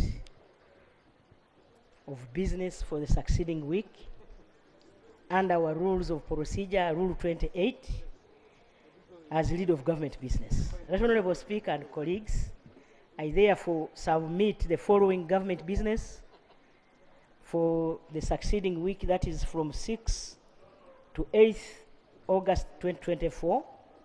1, the Engineering Professionals Bill 2024. Number 2, the National Teachers Bill 2024. Right Honorable Speaker, I beg to submit. Thank you. Next item. Item 7, Prime Minister's time. Right Honorable Prime Minister. Right Honorable Speaker and honorable colleagues, we got questions, written questions from a number of members. and I want to start with Honorable Museveni William Ndoli, Member of Parliament, Buwekula South, Mubende District. That Mitiana Mubende Highway construction by Enago Company was supposed to be completed this year, that's 2024, but they have not reached even halfway. Why is it that the work is too slow? And since the contractual time has elapsed, what is the way forward for this road? Honorable Speaker and honorable colleagues, his prayer is that Right Honorable Prime Minister, can you please update the House on the status of this road? Here is my response. The Mitiana Mubende 86-kilometer road is a national road in the central sub-region. The road connects the capital city of Kampala to the western region towns of Fort Portal, Kasese, Kagadi, among others. The road is an important international route used to access Uganda's borders with Eastern Democratic Republic of Congo, and crucial for agriculture, trade, and security. Honorable Speaker and honorable colleagues, the government of Uganda, through National Roads Authority, signed a contract on 4th January 2021 for the reconstruction of the Mitiana Mubende road, that is 86 kilometers, I have already told you, including upgrading the 14 kilometers of towns in Mitiana town or municipality. The construction works will improve rebuilding the road, which had deteriorated and was affecting the traffic flow along the major route, including repairing the drainage facilities, installing new road signs and road marking. The project is fully funded by government of Uganda. Honorable Speaker and honorable colleagues, the project was originally intended to be completed by 15th April this year. However, the progress of works has been affected by limited resources in the last financial years. This lack of resources forced the contractor to slow down the implementation of the project. The contractor had implemented 40% of the works when the financial challenges were encountered. Currently, the contractor has completed work worth 32 billion, and the project is expected to be completed by the end of this financial year. Government is working to ensure that resources for the completion of the project are availed to the contractor to enable him or them to complete this important project. Honorable Speaker and honorable colleagues, the Mitiana Mubende Road is an important link and was prioritized for reconstruction by government. And the government therefore committed to ensuring that the project is completed, as you all know, and they will put in place measures to make sure that the contractor is paid in time. The second question, Right Honorable Speaker and colleagues, came from Honorable Judith Peace Achan, Member of Parliament, Nwoya District. She says that when was the last time NEMA visited Bokona factory in Nwoya District to ascertain whether they are still complying with environmental regulations and address the following concerns. One, whether there is proper treatment of factory waste or hazardous waste management. Then two, whether the ministry has enforced the law in place. On several occasions, the community around the factory complained to her over air and water pollution. And she's asking what measures has the line ministry done to save the lives of the people. And number three, that whether the management has a waste minimization plan. Number 4, and whether there are site interim measures and site remediation. And her prayers are: 1, last warning to be given to Bukona factory to restrain from polluting air and to comply with the regulations. Number 2 of her prayers is that for the community around Bukona suffering from this hazardous waste disposal, can management take a lead in ascertaining the health of the people who live in there, and if found or suspected to be infected because of the waste disposal and air pollution, they must be treated and compensated.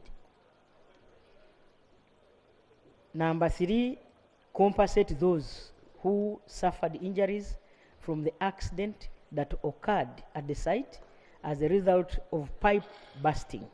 Number 4, that the Committee on Climate Change should visit the factory to ascertain whether they are still complying with the regulations. That, Honorable Speaker and colleagues, my response is that it is true that Bukona factory, a biofuel production factory using maize, sorghum, cassava as raw materials, has environmental non-compliance issues with government through NEMA handling already. While the factory was established through due process with requisite environmental and social impact assessment and water abstraction permits, our recent compliance inspections have confirmed serious issues of non-compliance, especially in regard to waste water discharge from the distiller to the waste ponds created 300 meters from the factory. The distillery discharge to the waste ponds without adequate treatment is not in line with the conditions of approval of the environment and social impact assessment certificate issued by NEMA. That, Honorable Speaker and honorable colleagues, inspectors have already visited the factory and confirmed that the pungent smell is actually from the waste discharge ponds established by the factory, and appropriate compliance assistance and guidance have already been issued to the company. After inspections by NEMA inspectors, the following actions were taken. 1, an improvement notice was issued to the factory, guiding them on the process to establish a proper effluent treatment plant for the distillery. Number 2, the factory accepted the guidance issued by NEMA and committed to put in place an engineered effluent treatment plant by September this year. Number 3, in the meantime, NEMA suspended the distillery operations as of April 2024 to avoid further accumulation of the effluent into the pond. That, Honorable Speaker and honorable colleagues, although the effluent in the ponds still emits a strong smell, this will be addressed through effluent treatment plant. Our inspectors will continue to monitor the progress made by the factory in rectifying the problem, and failure to adhere to the compliance guidance issued to the factory will result in 2 appropriate actions in line with the provisions of the National Environmental Act 2019. This can include suspension of the entire factory operations, prosecution in courts of law, and imposition of fines for breach of certificate conditions, and government will continue to follow up this matter to its meaningful resolution. Honorable Speaker and honorable colleagues, NEMA team recently visited the factory and is working with the company to convert the waste into organic fertilizers after conducting studies on the chemical composition of the cassava waste. The Third question came from Isaac, Member of Parliament, Padiere County, Nebi District. That the number of high-risk depleted bridges in Nebi District continues to cause increased loss of life through accidents. Nyaravu Parambo Road in Nebi District has 3 high-risk bridges, and Aira Bridge has caused over 30 deaths after the year, over the years, including school pupils on the school trip. School pupils on a school trip. As a result, the district applied to the Ministry of Works to take the Parambo Nyaravul Road under UNRWA, but to no avail. Districts no longer have funds to renovate or build bridges. And his prayer is that what is the way forward in helping districts carry out renovation or construction of high-risk bridges. Honorable Speaker and honorable colleagues, this is my response. That government has allocated 190.4 billion for Duka district, that is district urban and community access roads, bridges over the past 15 years. That is from the year 2009 to June 2024. And these funds were primarily channeled through the 2 projects codes, that is code 0269 for the construction of selected bridges and code 1558 for rural bridges and infrastructure development. The ministry funding for Duka bridges has averaged Uganda shillings 20 billion annually over the first 5 years. While this budget allows the construction of about 3 to 5 bridges per year, government intend to add more money to construct the bridges in a phased manner. Honorable Speaker and honorable colleagues, on 28 September 2021, the ministry received a request from the Chief Administrative Officer, NEBI, local government, to take over the maintenance function of Nyaruv Parambo Road and Wadelai Kaptri Agok Road. Subsequently, on 17 September 2021, the Ministry of Works requested the district to provide information regarding the use, function, and administrative purpose for the road, as well as the district council resolutions to first state evaluation of the request and consideration for reclassification. Honorable Speaker and honorable colleagues, the Ministry of Works prepared guidelines for reclassification of the public roads for community access roads to district roads and the district road to national roads or trunker roads. These guidelines were circulated to all chief administrative officers and town clerks on 3rd January 2024. However, the ministry has not yet received any submission from the districts, even after circulation of these guidelines. Honorable Speaker and honorable colleagues, the district is therefore, or the districts are therefore requested or to resubmit their application in line with saturated guidelines to enable the ministry to determine whether the roads qualify for reclassification or not. The increased funding for the roads and bridges on Duka network over the past years has yielded some improvements, as you all know. However, the network still faces significant challenges due to aging infrastructure and harsh weather conditions that further worsen their condition. Honorable Speaker and honorable colleagues, government through the Ministry of Works will conduct thorough inspections of the bridges on Nyaravul Parambo Road, including Aire Bridge, to assess their condition for appropriate action. The first question, Right Honorable Speaker, came from Honorable Yakatonda Abdul, Workers' Representative. He says that, Right Honorable Prime Minister, I raise a matter concerning government's commitment in promoting silkworm farming in Uganda. And prayer one is asking what specific measures are being put in place to operationalize this key investment. My response, Right Honorable Speaker and Honorable colleagues, is that government proposed to prioritize certain projects both in NDP 3 and NRM manifesto.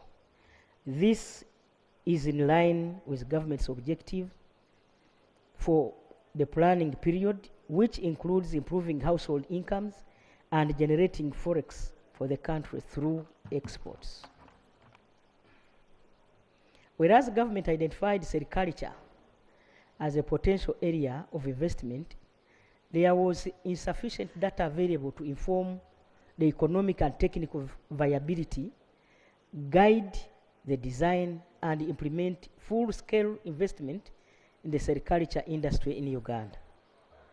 Honorable Speaker and honorable colleagues, since 2012, government has been engaged in action research using a two-pronged approach to, one, support private investors to bring in their own capital with standard incentives such as land, and two, support the public sector investment through the PPP, that is public-private partnership. In 2012, Right Honorable Speaker and honorable colleagues, government supported private sector investors by allocating land to establish a silk production and processing facility in Gomba. And in 2017-18, government initiated an action research project into the sericulture industry development using the PPP approach. This was meant to generate information to guide the strategic investment into and adoption of sericulture as a key economic driver in the country should it prove viable. In 2022, Right Honorable Speaker and colleagues, government initiated a detailed evaluation of the economic viability, technical performance, and implementation efficiency of the sericulture investments in the country. Several MDAs have participated in these efforts, including my office, the Ministry of Agriculture, Animal Industry and Fisheries, the Ministry of Science, Technology and Innovation, Ministry of Finance, National Planning Authority, Economic Monitoring Unit, Office of the President, and in addition to the multiple committees of Parliament have been involved in monitoring, including committees on Presidential Affairs, Science, Technology and Innovation, whose reports and recommendations have been considered. The reports and recommendations are going through the process of government to guide the next steps in sericulture investments in this country. Prayer number 2 from Honorable Yakatonda is that how does the government plan to ensure successful establishment of mulberry plantations and silk processing facilities and exports? My response, Right Honorable Speaker and colleagues, is that information derived from the action research should inform meaningful investments into the entire sericulture industry, facilities and export activities.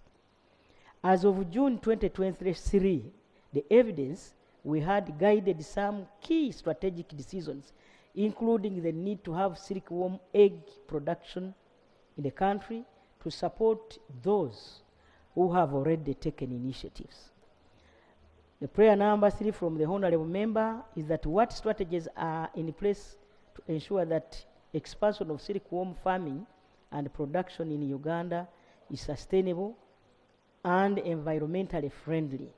My response, Right Honorable Speaker, is that the data we have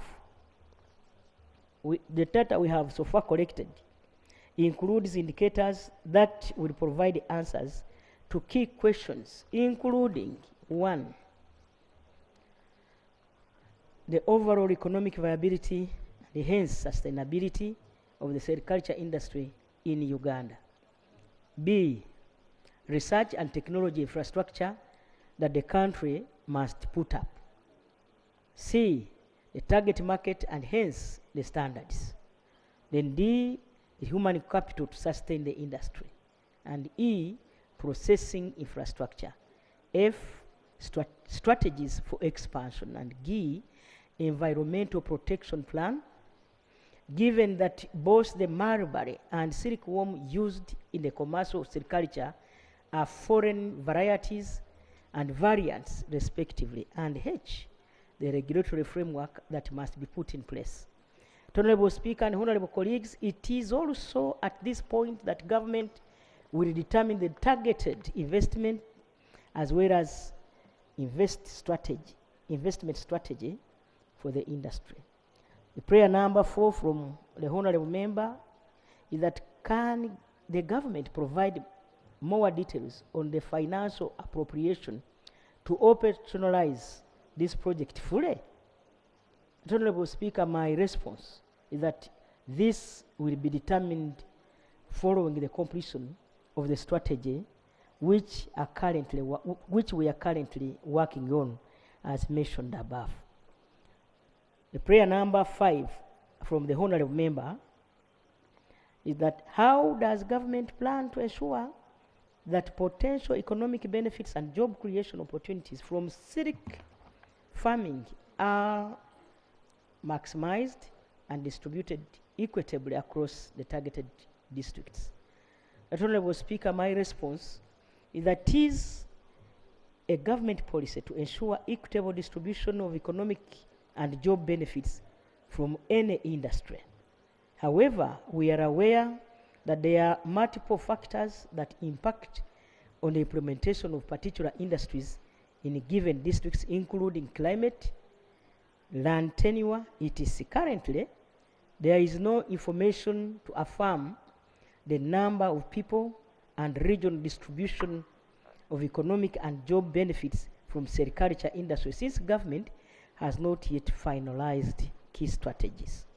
Is prayer number 6 that what specific trade? Yes, what do I do? I'm about to conclude. His prayer is that what specific trade and export policies or agreements are being pursued by the government to facilitate the global export of Uganda silkworm and products and mentioned in the media. My response is that government is undertaking this exhaustive analysis, and that's why this question has not been answered for like 2-3 months because of so many. Now that we are starting our session, that's why I thought we should answer this question, colleagues. I want you to be patient. Government is undertaking this exhaustive analysis of action research findings and laying down strategies. This process is also expected to inform the specific trade and export policies or agreements to be pursued by government to facilitate the global export of Uganda silk yarn and products. Here's prayer number, prayer number 7. That is Abdul. How can government synergize this industry with current interventions like the Paris development model and other to promote financial inclusion? This is the last response. That Honorable Speaker and honorable colleagues, PDM has principles which guide the adoption of enterprise on priority list. It is focused on high productivity and intensive setup to enable households still in subsistence economy to join the money economy. Whether sericulture enterprise can be adopted or not will depend on whether the findings from the action research align with the principles of PDM priority list. Question number 5. the Honorable Michael Kakembo, Member of Parliament in Entebbe Municipality. He states that I bring to your attention the illegal issuance of land titles in Kituburu Central Forest Reserve to individuals and companies. That the forest reserve, which is about 200 acres, is in one of the 4 important remnants of lowland forest near Lake Victoria that help filter water pollutants, windbreaker for the forest adjacent settlements. Previously, the communities lived in harmony with the forest and accessed medicine and firewood. At the moment, they are being restricted from accessing the forest. It is absurd that the encroachment and degradation of Chituburu Central Forest Reserve is taking place under the watchful eye of government. In 2013, the National Forest Authority sanctioned the private investor to cut down some trees, claiming they had become old and were a danger to the adjacent communities. While trees were harvested, there was no reforestation. In 2018, part of the forest was fenced off by a private developer who later constructed cottages and lodges. In 2022, NFA cleared the Fisheries Protection Unit of Uganda People's Defense Forces to occupy part of the Kituburu Central Reserve. To date, the following entities, individuals, have attained titles in Kituburu Central Forest Reserve. Mega Industries Uganda, David Hood Mpiji, Deborah Mbabazi, Mega Industries, Mulkin Enterprise, Mega Industries, New Nordic Uganda, Triple Sound. Upon receiving the disturbing information pertaining to the grand fraudulent titling of 46.227 hectares, that is freehold land titles, of Kituburu Central Forest Reserve to a private company called Triple Sound Investment Limited, we held a meeting over this fraud. The meeting was attended by officials from NFA and the local leadership. The NFA officials confirmed that while the title was genuine, it had been obtained through fraudulent means, and that this is potentially the final nail in the coffin. That we are aware that degazettement of forest land requires the minister seeking approval of Parliament as per section 812A, 3 and 5 of the National Forest and Tree Planting Act. His prayer is that can you outline any immediate plans or strategies, or the other one was a question, that government has to protect and restore Kituburu Central Forest Reserve, including the cancellation of fraudulent titles. This is my response, Right Honorable Speaker, that there have been attempts to encroach on Kituburu Central Forest Reserve, including forest product or forest produce harvesting, illegal construction of settlement, and illegal titling of the forest reserve land, which has sometimes culminated in 2 court action against government. The illegal titling of the forest reserve land is done by some wrong elements in the government or in Uganda Land Commission and the Wakiso District Land Board, in cohorts with area land committees, and finally titles issued by the Ministry of Lands, Housing and Urban Development. Honorable Speaker and honorable colleagues, government has encountered 7 titles created in Kituburu Central Reserve, and the titles have been submitted to the Ministry of Lands, housing and urban development for cancellation. This will also continue. We shall also continue sensitizing the neighboring community in the municipality and fishing villages to coexist with the forest reserve. The government, through the National Forest Authority, has actively involved the local community leaders and the district security committee to restore the integrity of the forest reserve. Recently, NFA management, working with Honorable Kakembo Michael, Entebbe municipality, encountered an illegal land title on Kituburu Forest Reserve, measuring 47 hectares. That is 116 acres, and has been submitted for cancellation.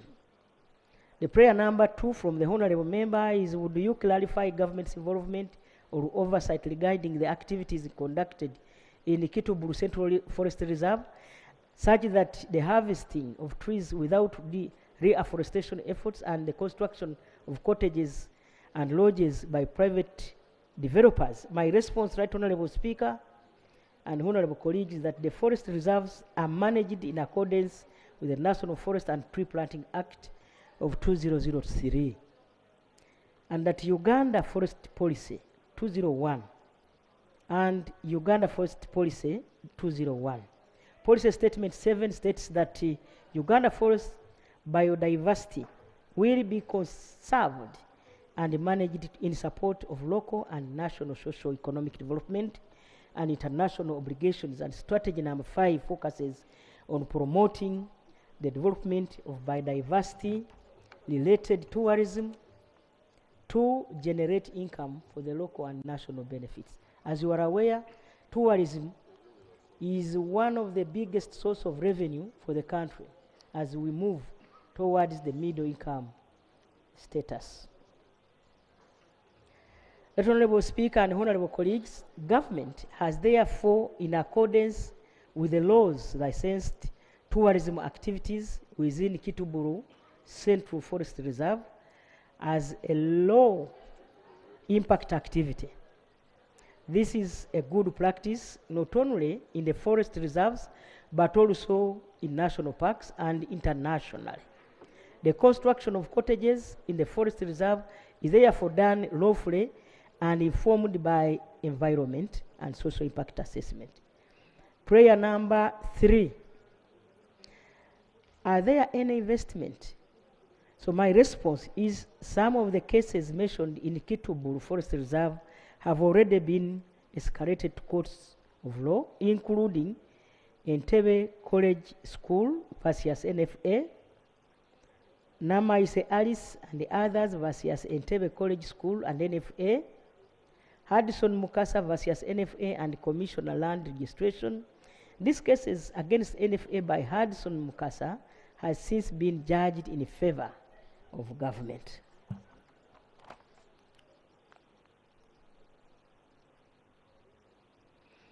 Prayer number 4. In accordance with the National Forestry and Tree Planting Act, my response, since I already talked about this, is that the National Forest and Tree Planting Act 203, Section 7 and 8, prescribes the procedure for declaring a central forest reserve, as well as the amendment of order declaring the central forest reserves. Section 8 and 5, subsection 5, states that amendment of an order declaring a central forest reserve shall be approved by Parliament, signified by its resolution. The mandate to de-gazette or gazette lies with Parliament and not any other arm of government. This measure was put in place to ensure that double protection of the forest reserves as national assets. Number 6, from Honorable Charles Ayume, Koboko Municipality. As the country, he said that as the country prepares for Pamoja Africa Cup of Nations, bid AFCON, some stadiums have already been selected and budgeted for. However, There is a private investor in West Nile, Arua City, who is developing a stadium. He took out a lease from the city authorities, and it is a 20,000 seater capacity stadium, probably at 40%.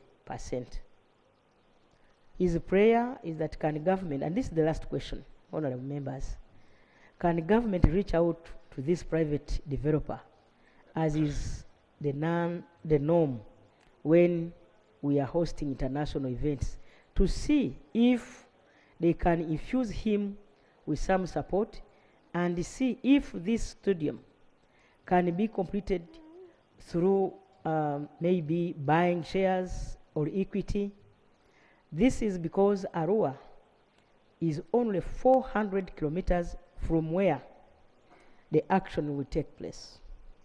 My response, Right Honorable Speaker and the honorable colleagues, is that the Ministry of Education and Sports, through the National Council of Sports, has planned incentives to private investors in the development of sports facilities.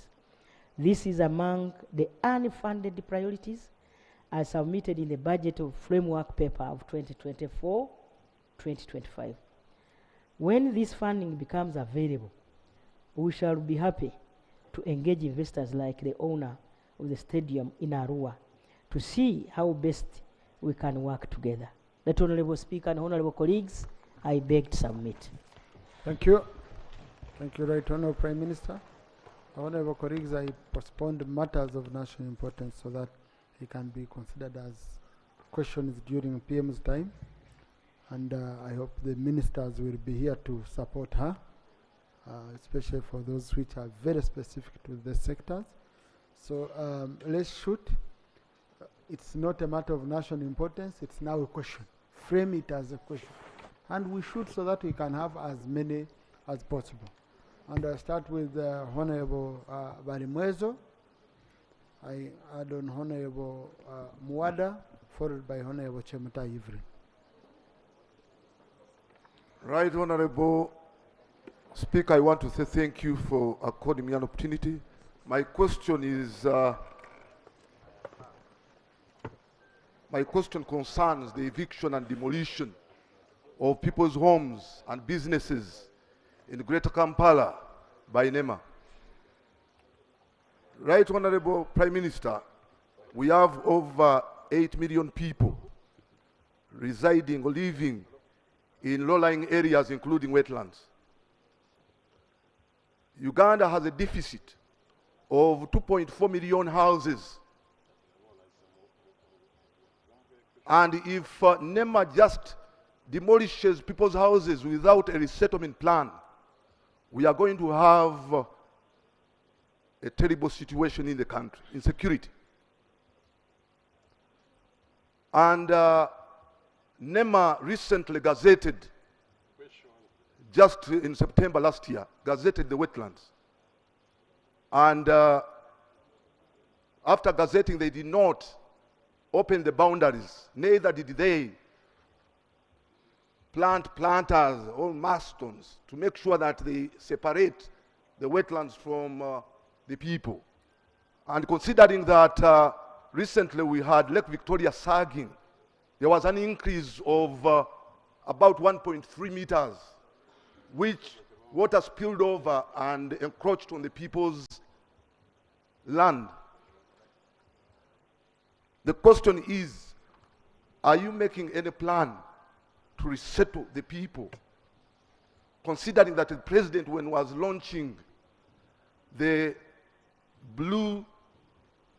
sustainable blue economy in Kenya, he said he's not going to evict forcefully the people. And he said that he was going to make sure that he compensates the people. Do you have any plan to resettle our people? Right Honourable Prime Considering Minister. that these are Ugandans that... Right Honourable Prime Minister. Right Honourable Speaker and honourable colleagues, the fact is we all have a responsibility to protect our environment. Secondly, the fact is the boundaries of our wetlands, the lakes, are clear. Recently, the lakes reclaimed their boundaries. It did. So where it ended, that is the boundary.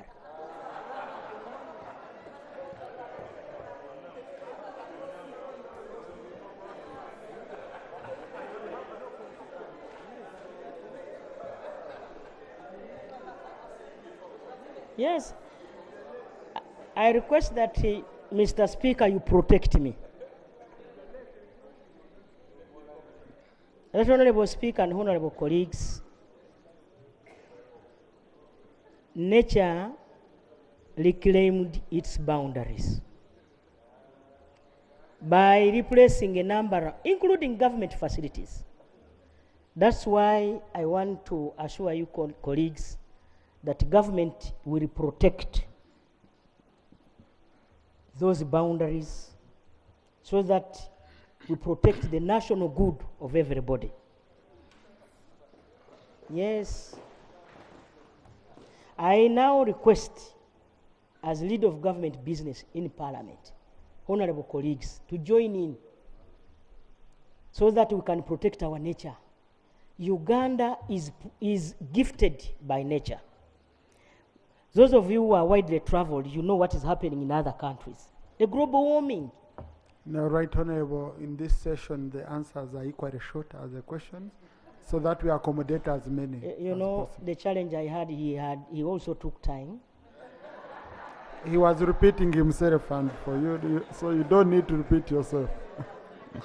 I believe they have understood. Let us help our people to leave the forests, to leave the wetlands, to leave all those ecosystems or diversity, so that there is nobody who will be protected.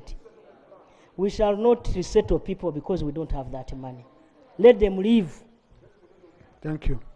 Now, honorable colleagues, you see, when we talk about compensation, resettlement, this is not money which comes from the pocket of the president as an individual. It would be money that would pass here.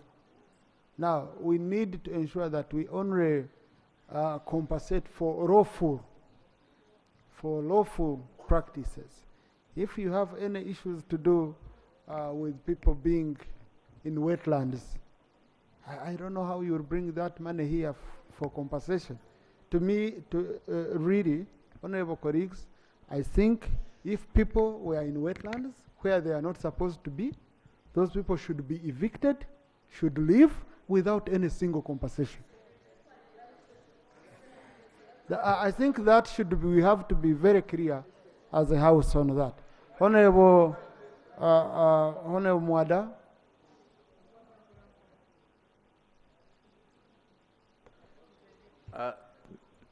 Thank you, Right Honorable Speaker. I'm raising as a Shadow Minister of Foreign Affairs. In the past few weeks, reports have emerged that Uganda consulate in Dubai, which is rented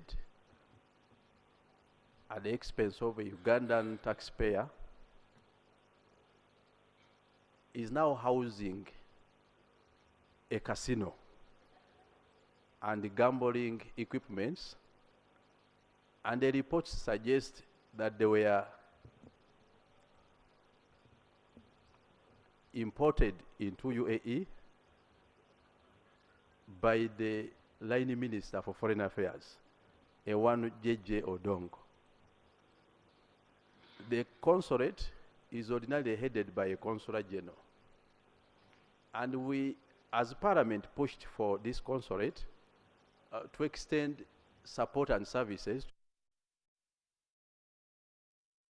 in Dubai.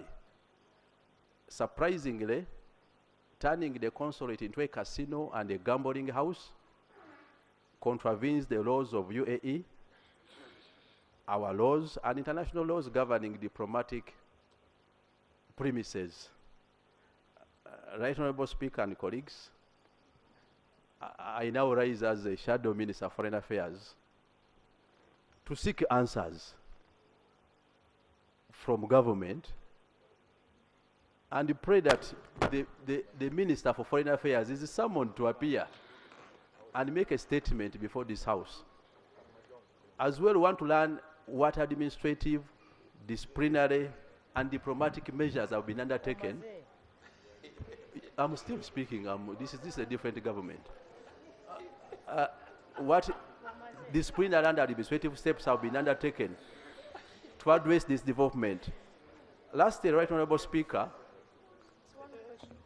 I'm praying that Parliament institutes an investigation in this matter, because the consulate was established in accordance with the law and is expected to be managed in accordance with the law. By establishing a casino, it caused a diplomatic embarrassment for our country. Honorable, let's first listen to the response from the Prime Minister, and then we can say that because Prime Minister's time, question is only go to the Prime Minister. No prayer beyond the Prime Minister. I take your guidance, Honorable Speaker. Thank you, Honorable colleague.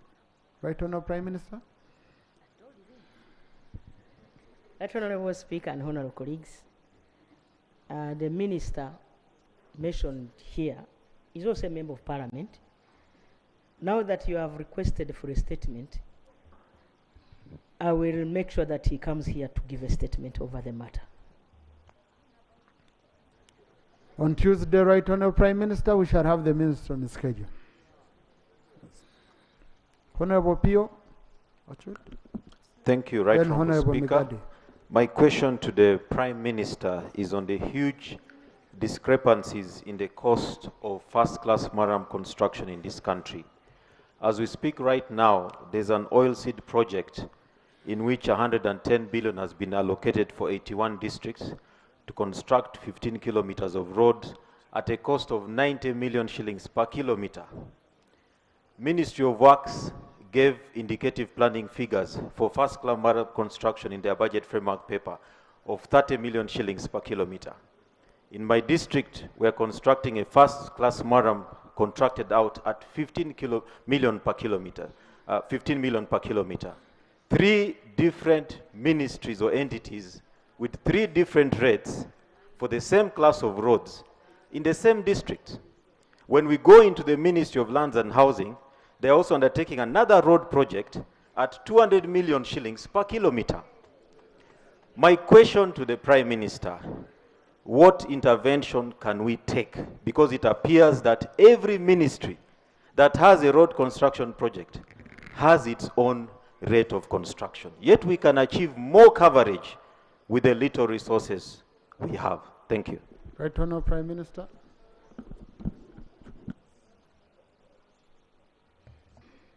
The oil seed project is under the Ministry of Local Government. We had already got wind of this, and we are doing investigations, and we shall come up with an answer. However, even districts have variations.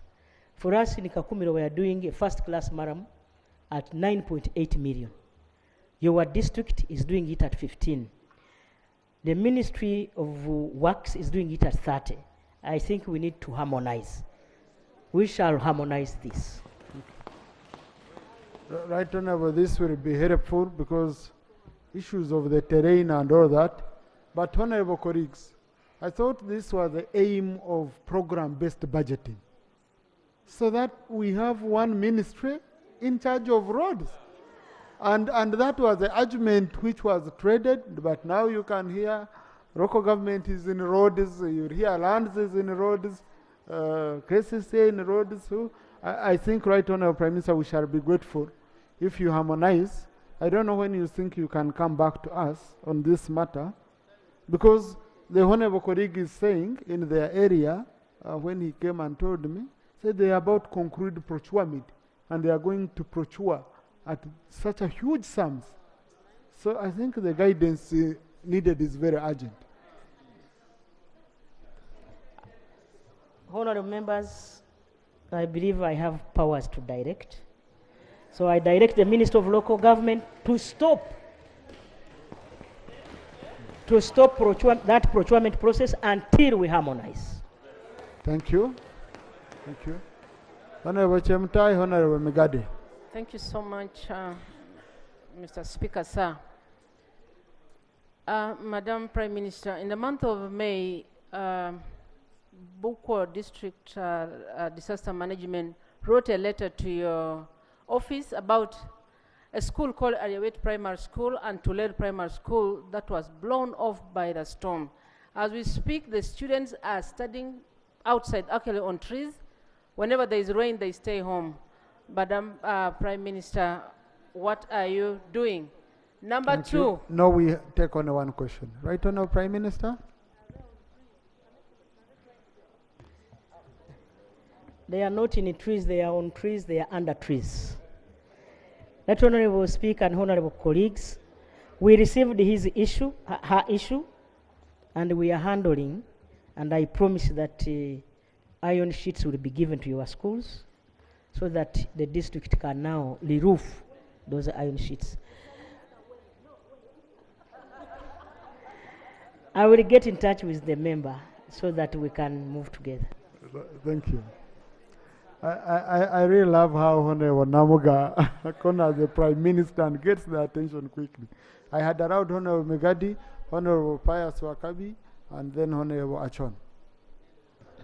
Then I Right Honorable Speaker and Right Honorable Prime Minister, last year, Senior 6 students sat the exams, and Makerere University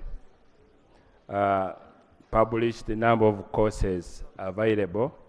A number of students applied for those courses, including on government scholarship. 19 students were admitted on the course which is called Bachelor of Information Systems and Technology.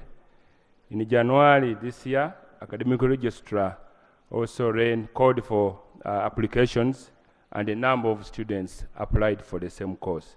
As we speak now, the university has scrapped this course with the students already admitted both on government and private, and scrapping starting with these same students, and they have been turned away. What is the government doing to ensure that these students attain their education?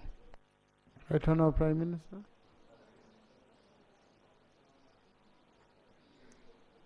Right Honorable Speaker and Honorable colleagues, I know about this, and the Ministry of Education and Sports is handling the matter.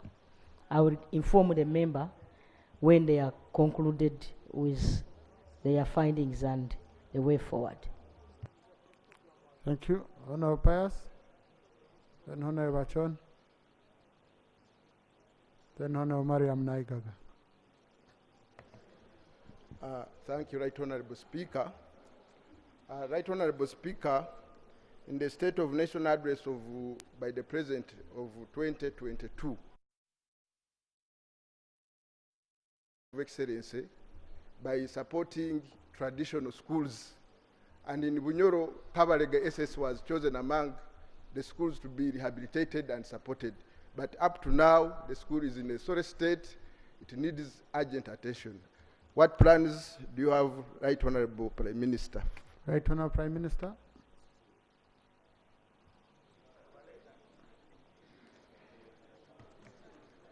Right Honorable Speaker and Honorable colleagues, you know the NRM government,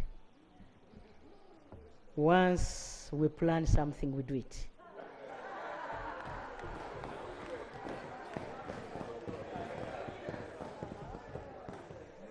You know, that's why I'm proud of our government. My brother, work is in progress.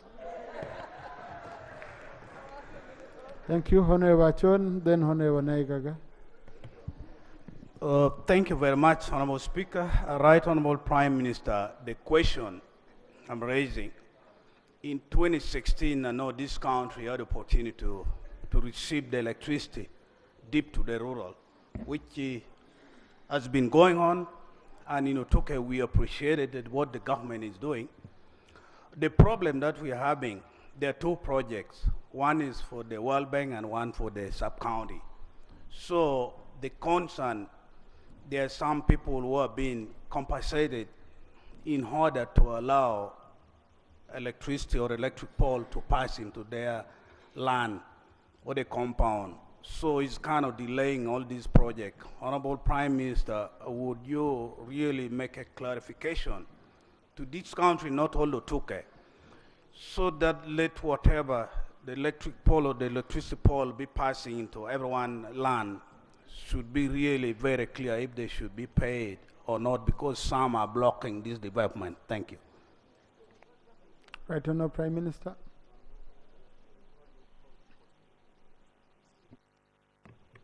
Right Honourable colleagues, Right Honourable Speaker and colleagues, this issue of compensation has truly delayed some of our projects. In other countries, say like the neighboring East African countries, land belongs to government. And here, land belongs to people. I believe people want electricity. And I believe our people also need roads for easy communication and for development. So we have delayed the projects, Right Honourable Speaker and colleagues, because of compensation. And so I request us to copy the example of Tanzania.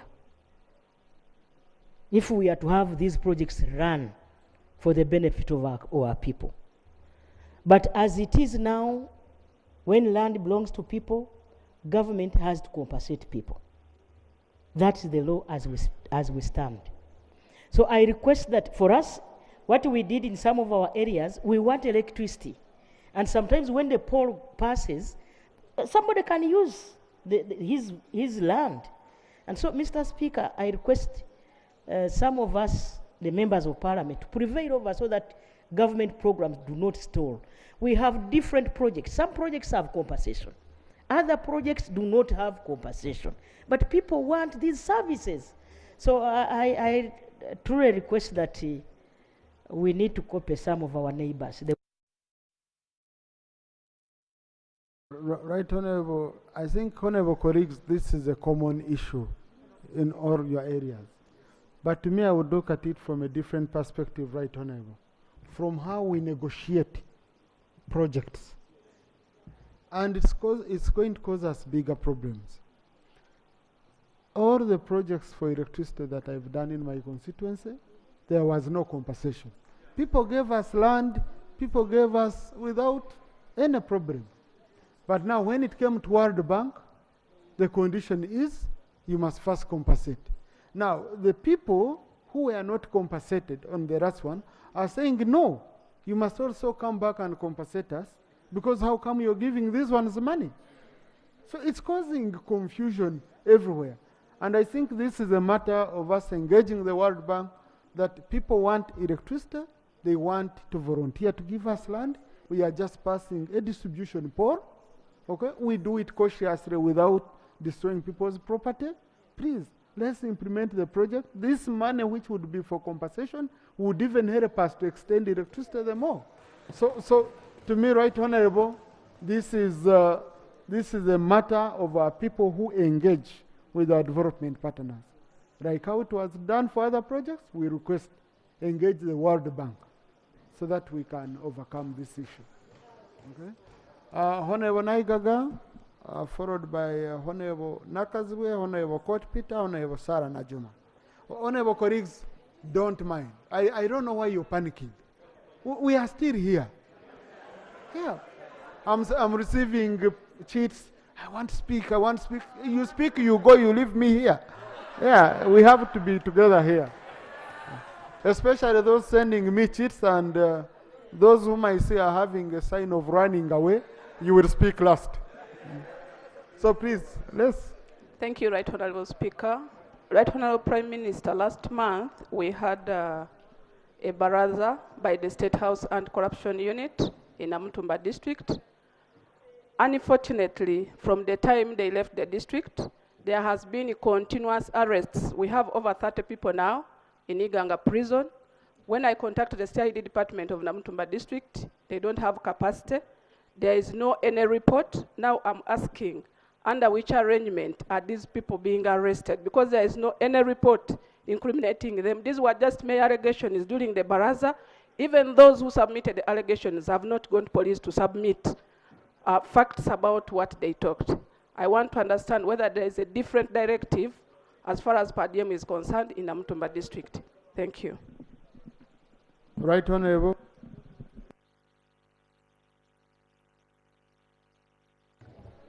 Right Honorable Speaker and Honorable colleagues, the fight against corruption has now gone to Namutumba. Right Honorable Speaker and colleagues, I will only direct that the Ministry of Internal Affairs and the police expedites the process of investigation, take these people to court, and the court process will release them free if they are innocent. Thank you. Honorable Nakazewe Hope Grania. Thank you very much, Right Honorable Speaker. Right Honorable Speaker, the matter that I brought to your office as a matter of national importance was the very first that Right Honorable Prime Minister responded to. It is about the road from Mitiana to Mubende. Thank you. Honorable Court Peter. Thank you. Thank you very much, Right Honorable Speaker. Honorable Prime Minister, National Medical Stores does deliveries to the health facilities on a quarterly basis. The last delivery were done, and all the health facilities, at least for the Acholi sub-region I'm aware, they delivered essential drugs minus Coartem. We all know very well that Coartem is the drug needed for treatment of malaria. What plans does government have to mitigate these 3 months moving forward? Minister for Health, let me help the Prime Minister without. The Minister is here to back up the Prime Minister. Right Honorable Prime Minister, most of our Coartem is procured by the Global Fund. So the supply came in a little late, but it's now being distributed. Thank you. Honorable Najuma, followed by Honorable Saropendi. Okay. No, I have to ensure I exist. Honorable Kiza Acrobat. Honorable Sir Kenya David. Thank you, Right Honorable Speaker.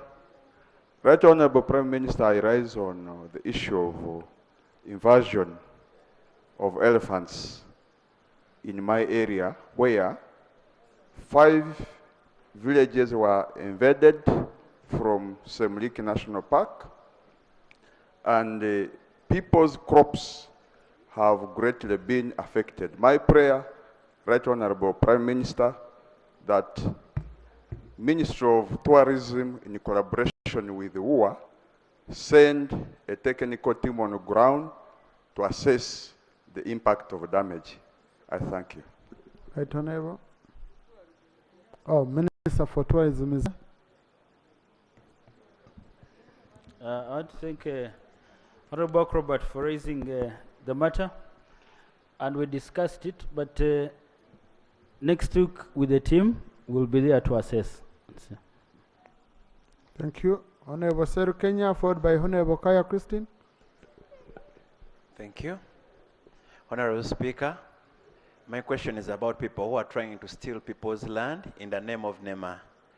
Of recent, my constituents got land, my constituents got money from World Bank to construct Kalidubi project or drainage, but it's unfortunate that these people are telling people to demolish their houses and go away in the name of NEMA, yet that place is not gazetted. So, Madam Prime Minister, my question is, how can you construct drainage in a wetland? So I need to be helped. Right Honourable Prime Minister.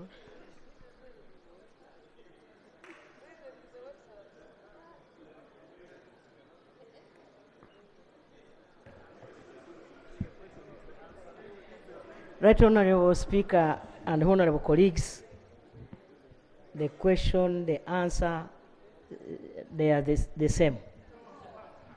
You cannot construct a drainage when there is no wetland, because it is in wetlands where we get clogged water. And so we shall investigate that matter, I promise, and come up with a solution.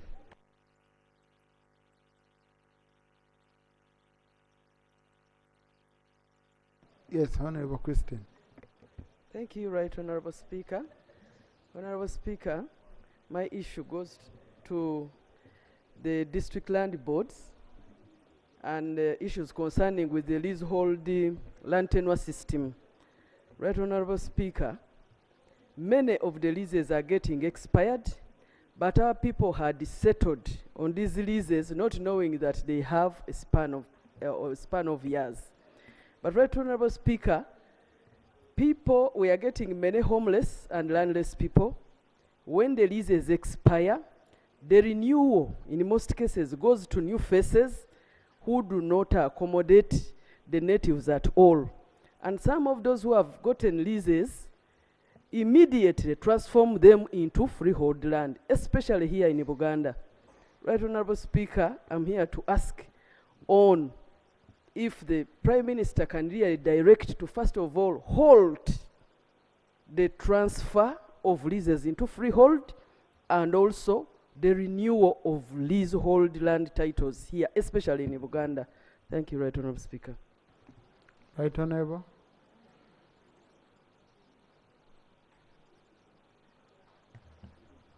Honorable members,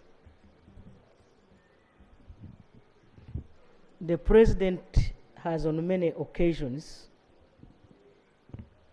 he has been very clear that the Bibanja owners, the tenants, the bona fide occupants of the land, whatever land that is in question, have right over the land.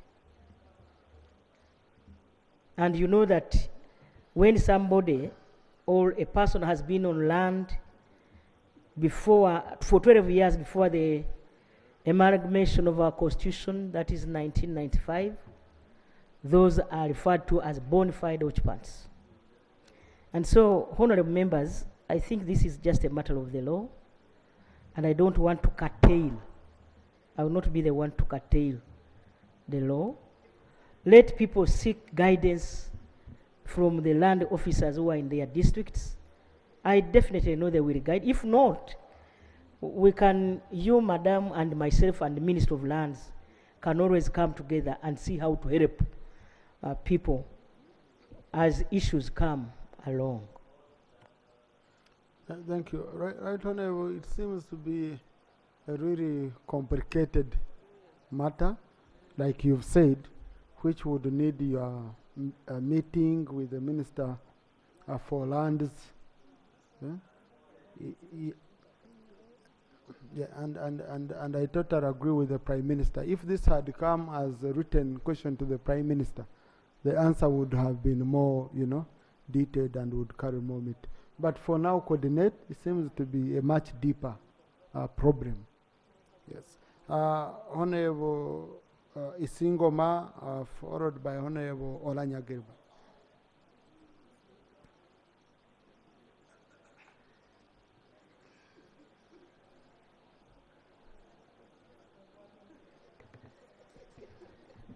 Thank you very much, Right Honorable Speaker. Right Honorable Prime Minister, about 2 weeks ago, Right Honorable Prime Minister. Right Honorable Prime Minister. Right Honorable Prime Minister, this is for you. Two weeks ago, I received a delegation of staff from Hoima Referral Hospital. They came, over 20 members of staff, and reported to me that at the moment, they have about 65 members of staff who have been deleted from their payroll, unjustifiably. And this happened in March of this year. Since that time, these people have not been earning. Right Honorable Prime Minister, you know very well the central role played by this hospital in our region. It is a catchment area for, I think, 4 hospitals: Kiriandongo, Hoima, Chiboga, and Kagadi, and even some parts of Mobende. So I think this kind of dispensation is very unfortunate, and we need to move quickly to address it before it escalates. Thank you. Right Honorable Prime Minister. Minister for Public Services here should support the Prime Minister. Thank you very much, Right Honorable Speaker, for this opportunity. And I want to thank the Honorable Member of Parliament from Hoima City for this question. Since March, Auditor General embarked on the validation exercise of our public servants. And the validation exercise found out that there were people who were employed in government who did not have the required documents, and some of them were actually ghosts. So they ordered for deletion. And when they ordered for deletion, Minister of Public Service went for the second validation. And they discovered that some people had documents that were mixed up, and that was corrected immediately. Some people have been reinstated on the payroll. Even yesterday, some other people were being reinstated on confirmation from their employers that they were really employed by that entity. And we are going ahead to do more reinstatement according to what is brought to Minister of Public Service. But definitely some people will be deleted from the payroll, around 7,000 people. So that is definite, and that's why the validation exercise was done. So for Hoima Regional Referral Hospital, I went there personally, and we agreed they should be patient until they are owned by their employers, and some of them will be reinstated, others will not be, according to what was required. So I beg for more patience, and we will come and give here a report when everything is concluded. I beg to submit. But Honourable Minister, I think it should be the other way around. Because you see, when you come, every people you suspect, you delete, you disrupt services, then you go reinstating, wait, be patient. Then will patients wait for doctors to be reinstated? I think it should be the other way around, that the only person you delete is someone you're very sure. You have run around 2-3 scenarios and you are very sure. And then you keep checking, removing, not first doing an omnibus removal, and then you go through reinstatement and you disrupt services. I thought it should be. Yeah, thank you very much, Right Honorable. Unfortunately, some people were invited for validation. They even did not appear. Some had gone even out of the country, and they were not working for government, but they were getting salary. Some had already died, but still appearing on the payroll. So that's why the Auditor General decided to do omnibus deletion, and we continue verifying because government was making losses. Thank you, Honorable. Thank you. Please expedite the process, especially you can categorize health centers are very, very critical so that we don't lose people. Honorable Gilbert Oranya. Thank you, Right Honorable Speaker. Right Honorable Prime Minister. Just Honorable Aisha. Thank you so much, Right Honorable Speaker. Right Honorable Speaker, on the dot of time for Prime Minister's time, you suspended the debate and called in for the Prime Minister. Under Rule 41(8), Prime Minister's time should not exceed 45 minutes. It's now more than 70 minutes. Would it please you, Right Honorable Speaker, that we go back to discussion, debate a very important matter that was on the floor, because time for Prime Minister's time has surpassed. Thank you. Now, honorable colleagues, Rule 25 of our Rules of Procedure, Thursday's Members' Day. The issues raised by members is one of the most critical items. So I know the provisions of Rule 41, but then I use my general authority under Rule 7 to address, members have had many issues. At least I request that we first comb them through so that they don't accumulate. And then we'll proceed. Yeah. Thank you, Thank you. Right Honourable Speaker. Right Honourable Prime Minister. Right Honourable Prime Minister, Karumba Bridge was closed on the 3rd of May for 3 months. It means by the 3rd of August, this coming Saturday, should be operational. The bridge was closed majorly for buses and heavy trucks. Right now, the bus owners in northern Uganda have parked their buses. Some of them, they are on loan, and the business in northern Uganda has gone down completely. Right Honourable Prime Minister, when the minister went to launch, the minister promised, and he stated that the money that will be used is about 7.2 billion. And right now, there is no serious work going on in Karuma. I would like to ask, on the 3rd of August, which is tomorrow next, shall you open the Karumba Bridge for buses and heavy trucks that are going to northern Uganda? And 2, will you really consider compensating those people who lost, especially those who are on loan for buses? And finally, will you investigate the Ministry of Works and UNRWA? Because what is going on is not corresponding to the 7.2 billion that they are talking about. Right Honourable Prime Minister.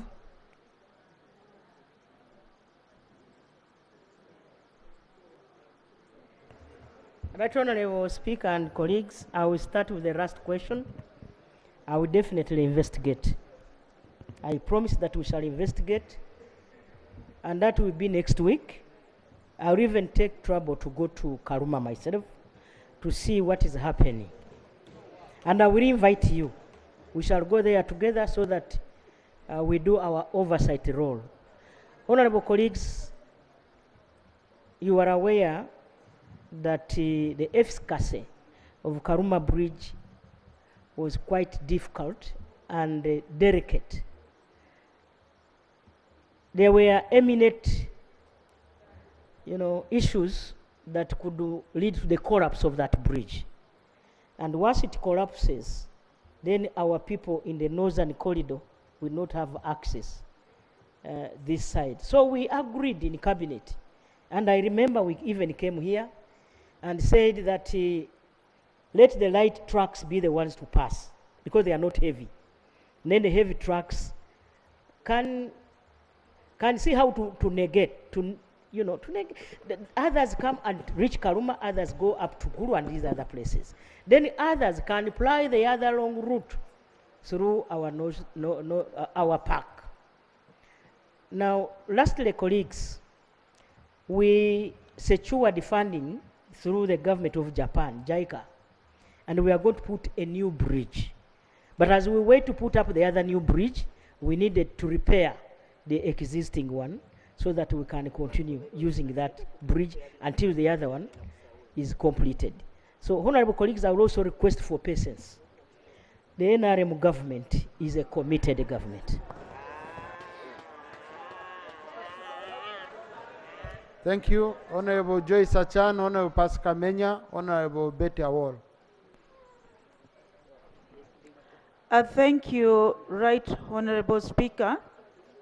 My concern is about the distribution of the iron sheets through the office of the Prime Minister.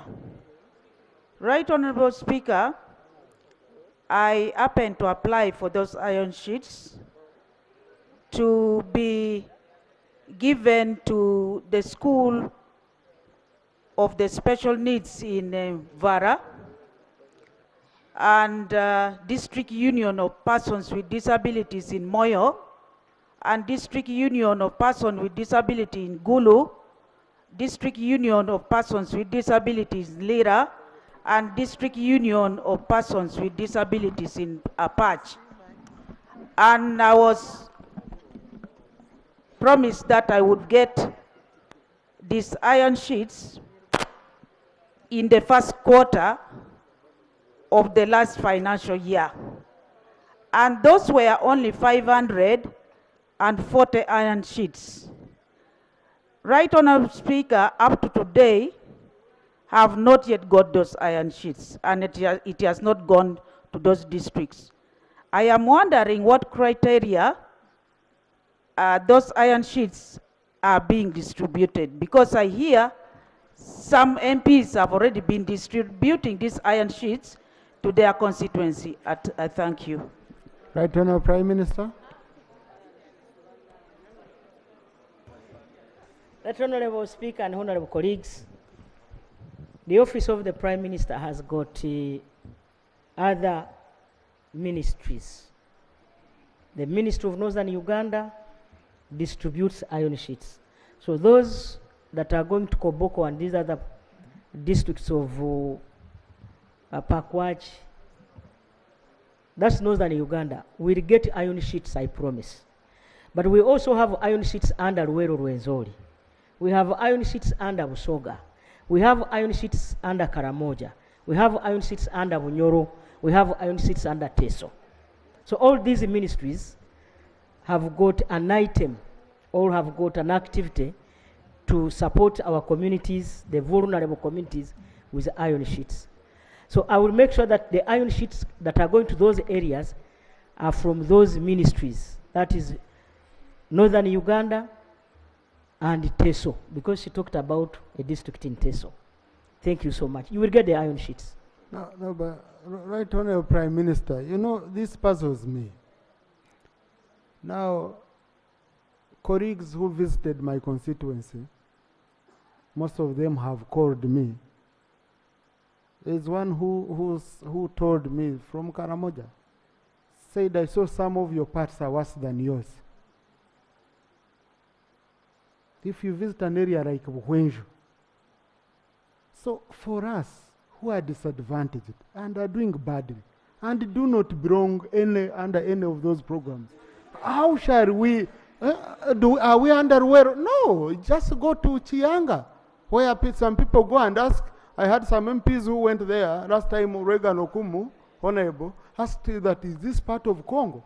Is it an extension of Congo? So where do we fall? Because when you read regions, Bukedi is out of Uganda, parts of Uganda. I don't know how Mitoma will fall under where. Mr. Speaker, even in Bukedi, we are really forgotten. Totally forgotten in Bukedi. So how are these affirmative programs designed, and where do you put hard-to-reach areas? Right Honourable Speaker and Honourable colleagues, these affirmative action ministries were put in place to make sure that those hard-to-reach areas and those other areas that are believed to have been lagging behind are also equated with other places. And so, your district of Mitoma, especially that area which they saw, Chiamba, we shall make sure that they, because you are under Luwero Rwenzori. You can give us a ministry. No, you are under Luwero Rwenzori, Your Excellency. Right Honourable Speaker. Thank you, Right Honourable. You are under, because I took iron sheets to Kayungwe, and the Kayungwe under Luwero Rwenzori. Kayungwe is in Kanungu district. Yes. So thank you. You follow under Luwero Rwenzori. So, honourable colleagues, you've heard, because I've heard many of you talk about this issue quietly, hard to reach areas. Well, if you go to Honourable Kwizera, Rubuguri deep, you really wonder. Yeah. Honourable colleagues, Honourable Pascal Menya, the Honourable Awor Betty Ochan, Honourable Guzuri, Honourable Naruima Betty, Honourable Ndiwarana, Honourable Osuru Morin. Then I continue. Thank you, Right Honourable Speaker. Right Honourable Speaker, we have very many issues, but let me raise this issue of cattle compensation, or we call it a Choliwo debt claimant. Our people took government to court, and government decided that this case be settled outside court. But the compensation that has been going on in Acholi sub-region, and very many of the real owners of this cattle have long gone. If they compensate, sometimes they give 300,000. What can 300,000 do? 200,000, 500,000, and haphazardly. We have already documents that should be taken seriously. Right, Honorable Prime Minister, can you tell us why our people should be full when they lost their animals in this very regime, and when they went to court, it was the regime to settle it outside court? Should we go back to court? Tell us, animal compensation, cattle compensation, or actually war debt claimant. They have just recently even gone to court, and yet our people have won the case again. Thank you. Right, you pay us. I rarely see Honorable Beta award charged like this. Right, Honorable Prime Minister. Right, Honorable Speaker, I want members to know that I knew the Honorable Beta Chan when she was a councillor in Gulu. I was also a district councillor in Kibale. So we know each other, and I give her respect because of that. Honorable members, the issue of compensation, I want to allay the fears of my sister that the NRM government is committed to making sure that those people who lost during the war, and we regret the war, will be compensated as to when the funds are available. I thank you. I think this is an issue we have followed up so much. If it's an issue to do with the amounts, the committee should interest itself. Where is Honorable Alex Yarugaba? Yes, I had seen him around. The committee should interest itself, because we've brought money in the budget. I don't know. Yes. So, honorable colleagues, the money that we appropriate here is the money which government will give. So let's give that serious attention. So I had picked, yes, Honorable Narima. Thank you so much, Right Honorable Speaker. Right Honorable Speaker, last financial year, when we were here and we inquired about, by then, the pending mass renewal of national identity cards, the Minister of Internal Affairs came and issued us a statement. The Prime Minister comfortably came here and told us the funds are available and government would soon commence the mass renewal.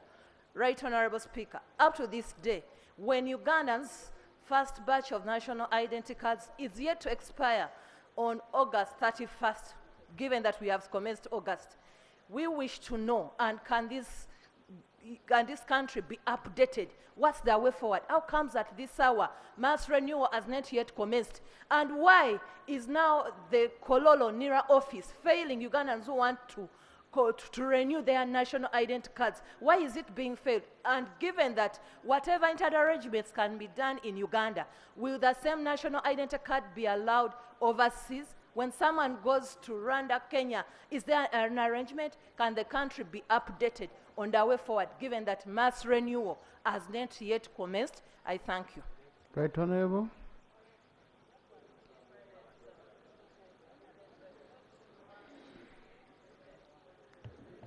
Right, Honorable Speaker and Honorable colleagues, I have been chairing meetings and meetings, so I'm quite updated. And I'm going to give you the current. Right, Honorable Speaker and colleagues, yes, current, because I had a meeting yesterday. Right, Honorable Speaker and colleagues, government is almost ready because we're in the process of buying equipment, which equipment we now have. We are, I believe, ready to go. We only, yes, we are purchasing, you know, the process of government, buying equipment and doing the preparations is not easy. But we are now ready to go. We shall give you the date. Thank you, Honorable colleagues. I believe this is a project which no one is reaping because it is tied to the National Register. So I hope we support government on this and we ensure indeed it moves very quickly. In case you want, because last time we did whatever they wanted us to do. We approved the money. So if you have any issues, right, Honorable Prime Minister, you come back and we support you. This project is very, very critical. Honorable Ndajire Christine, Honorable Sor Maureen, Honorable Tebandeke. Thank you, Honorable Speaker. Right, Honorable Minister, we are faced with a very big problem in Bukomansimbi North. In Chigangazi Town Council, the local leaders are reporting brutal murders which are taking place due to the high increase of prostitutes in the area. We are having a very good season of coffee.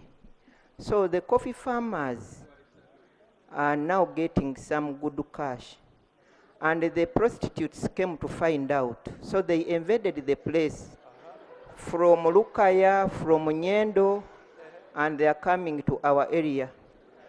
So far, we have lost 3 younger men, one of 28 years, 32 years, and 38 years, who have been killed by prostitutes.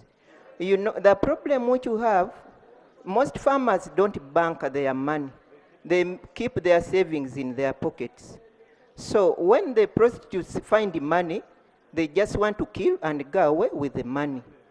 And in Mkomansimbi North, at least most of men are legally married because we are so religious. But now it has caused a lot of domestic violence and increased numbers of HIV rates. So my question is, how fast can you do to relocate those prostitutes from Chiganga's Town Council to any identified place in Masaka City where buyers can at least find them to go and buy? Thank you. Right. Colleagues, let's listen to Right Honorable Prime Minister. They've made your work very easy. They have even given you where you can relocate the prostitutes in Masaka City. Right Honorable Speaker and Honorable colleagues, Right Honorable Speaker and Honorable colleagues, I am happy that the NRM government has made people rich, including Bukomansimbi. These issues that have come because our people are now economically empowered will be handled, including prosecuting those prostitutes. We are going to make sure that we send there, even Busia. Macho wants you to send them to Busia. You want me to send them to Busia? Right Honorable Speaker, the issue at hand is not a simple matter because you know prostitution brings in these communicable diseases, and so we need to help our people. We shall make sure that we use the LOCs together with the local police, who will be assisted by people from Kampala, the security, so that we comb that issue out of, so that our people can invest their money. Thank you. Now, honorable colleagues and honorable member, for the record, prostitution is illegal in Uganda. Therefore, we can't be in this house to say you transfer an illegality from one area, a crime from one area to another. So, Prime Minister, indeed, like you've said, handle with the Minister of Internal Affairs so that this issue is sorted. Honorable Sor Maureen.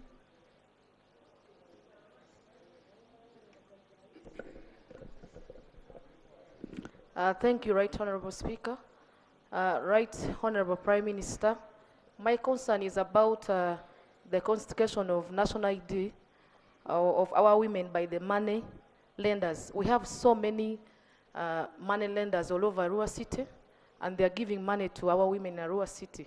And as they keep on giving money, they end up taking the original national IDs of these women. And what's been our understanding is, I have never seen, ever since I was born, I've never seen you are given money in form of loan and you start paying off from that day upon receiving that loan. Every day you will be paying. So how fast, and also how can you help the women of Arua City to get back their original national IDs, because it has become a problem in the city? Thank you. Right Honourable Prime Minister.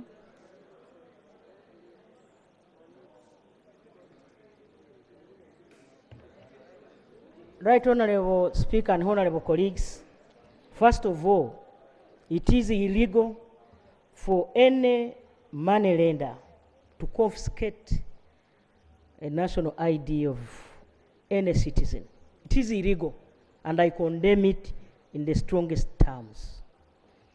And two, the Money Laundering Act is very clear. It is supposed to be regulated by Bank of Uganda and the Ministry of Finance.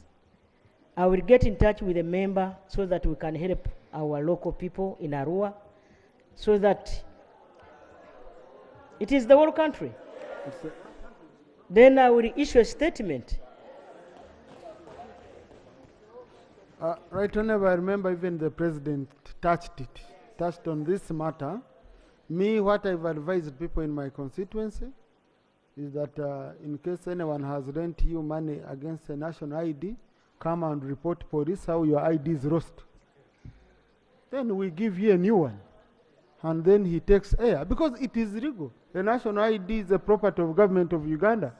So how can you give property which isn't yours as collateral? And they don't want to listen. But our people are being denied PDM services, Emioga, because their national IDs are with money lenders. So we need to take it up seriously, especially those unregistered money lenders. Most of them, yeah. So it's a national issue. It's something you need to take up as seriously, Right Honourable Prime Minister, to address nationally. I'm about to finish the members who registered their issues with my office. Honourable Tebandeke, Honourable Angura, Honourable Wadiomu, Honourable Manjeri, Honourable Mpinde Bumari. And then I pick the rest. Thank you, Right Honourable Speaker. Right Honourable Speaker, security agencies, more so police, they are using privately owned vehicles in operations during enforcement. These vehicles are commonly termed as drones. And to me, these drones are moving torture centers for suspects. Personally, on Monday 21st of last month, I was arrested and drowned in a drone. Right Honourable Speaker, when a suspect is drowned in the drone, he lies in the masses of the officers who are there. Cannot make any alarm to the outsiders because they are enclosed. To my research, I have not found any so-called drone in a government number plate. All of them are privately owned, and at times, even the officers who sit in there hold the gun, but in layer clothes.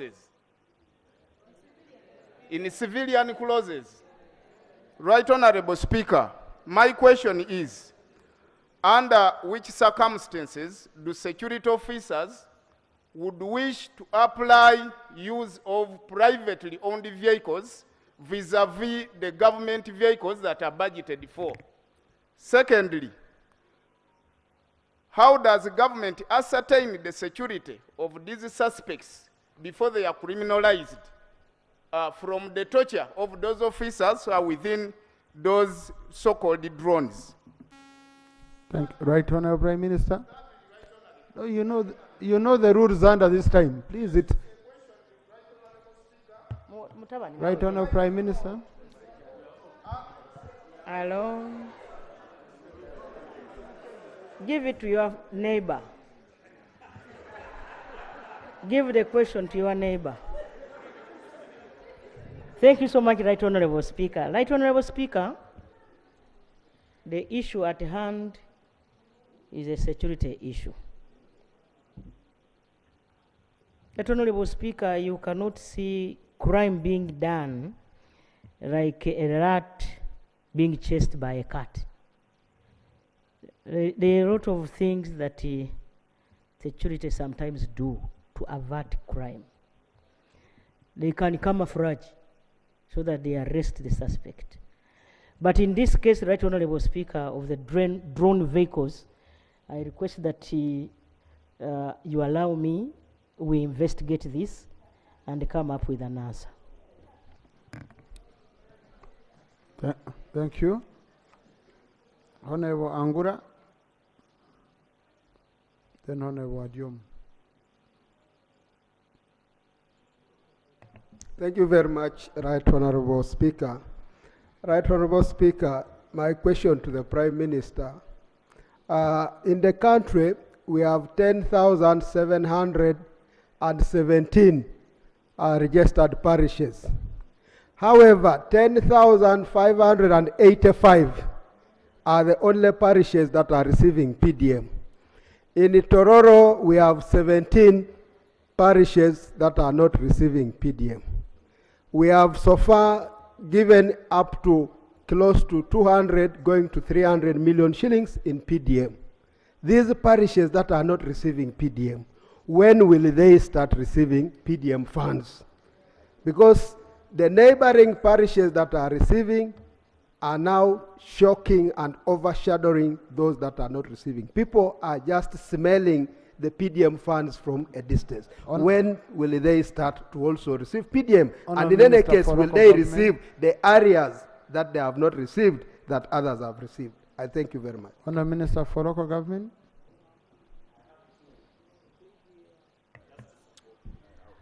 Thank you very much, Right Honourable Speaker. I'd like to thank Honourable Angura for this very serious and important question. Right Honourable Speaker and Honourable colleagues, I've seen a situation of administrative units which are not known at the ministry. And let me be clear. In the past, the districts had mandate under the Local Government Act to create new administrative units up to the level of parish. Parliament changed the law, and any administrative unit, even at the village, is not acknowledged until it is gazetted by the Minister of Local Government.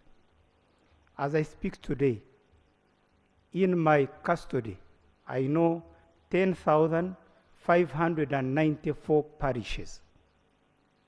It is possible that there are some parishes which fall under that category where the district, having passed them, the people know they have a parish. But every Ugandan who qualifies under subsistence must get his share of the PDM revolving fund. Under the parishes which are known, and those which are questionable, we always advise they get their funding under their mother parishes. I also have had this question of, allow me, Right Honourable Speaker, to answer it here now. The parishes which are big, and they are saying, but you are giving PDM equally to all parishes. When will we get money? Right Honourable Speaker, this is a very important question. PDM is not a distribution of money to every Ugandan, such that the more people you have, the more money you get. No. PDM is money to subsistence households. And we did carry out data collection to confirm which households are in subsistence, and we had parameters. But we are aware that there are some parishes which even then have a lot of households in subsistence. And therefore, we are working on a formula, a robust formula, because we had to start somewhere, colleagues. We started with what we call pro rata, give everybody 100 million. But what we have reached now, and this question was even in the census, we are able to now to develop a more comprehensive formula depending on the rate of subsistence of the households in the parish, the population, the geography, and so on. And we should be able to advise Parliament through Cabinet that such parishes do qualify to get a little more money than the others, instead of having it all uniform. But that will depend on the formula we shall actually evolve. So thank you very much. Right on. Now, honorable colleagues, PDM is one of the core government programs that is taking a lot of money that we are counting on succeed, that we are putting in a lot of effort. Personally, I have been holding meetings up to parish level with the beneficiaries, with the applicants who have not yet gotten, and I'm finding very many issues. And whenever I usually call on the minister, he's very quick to respond, and Honorable Garabzi. Honorable Minister, this is a critical program. I would suggest that please, can you give us an update, a status report as of now, how we are doing? And then we give you around 2 to 3 hours here of debate, of information. Yeah, sure, right, Honorable Prime Minister. Because this is a critical program that we shouldn't pick in questions. Right, Honorable Speaker and honorable members, this is a flagship program. I've seen so many countries come here to benchmark, and I believe they are copying our formula. However, colleagues, we still have issues down there, including my district, and I believe all your districts. The other day when I was in Masaka, Chana Mukaka, we agreed with members of the community that let us see the beneficiaries. You know what happened?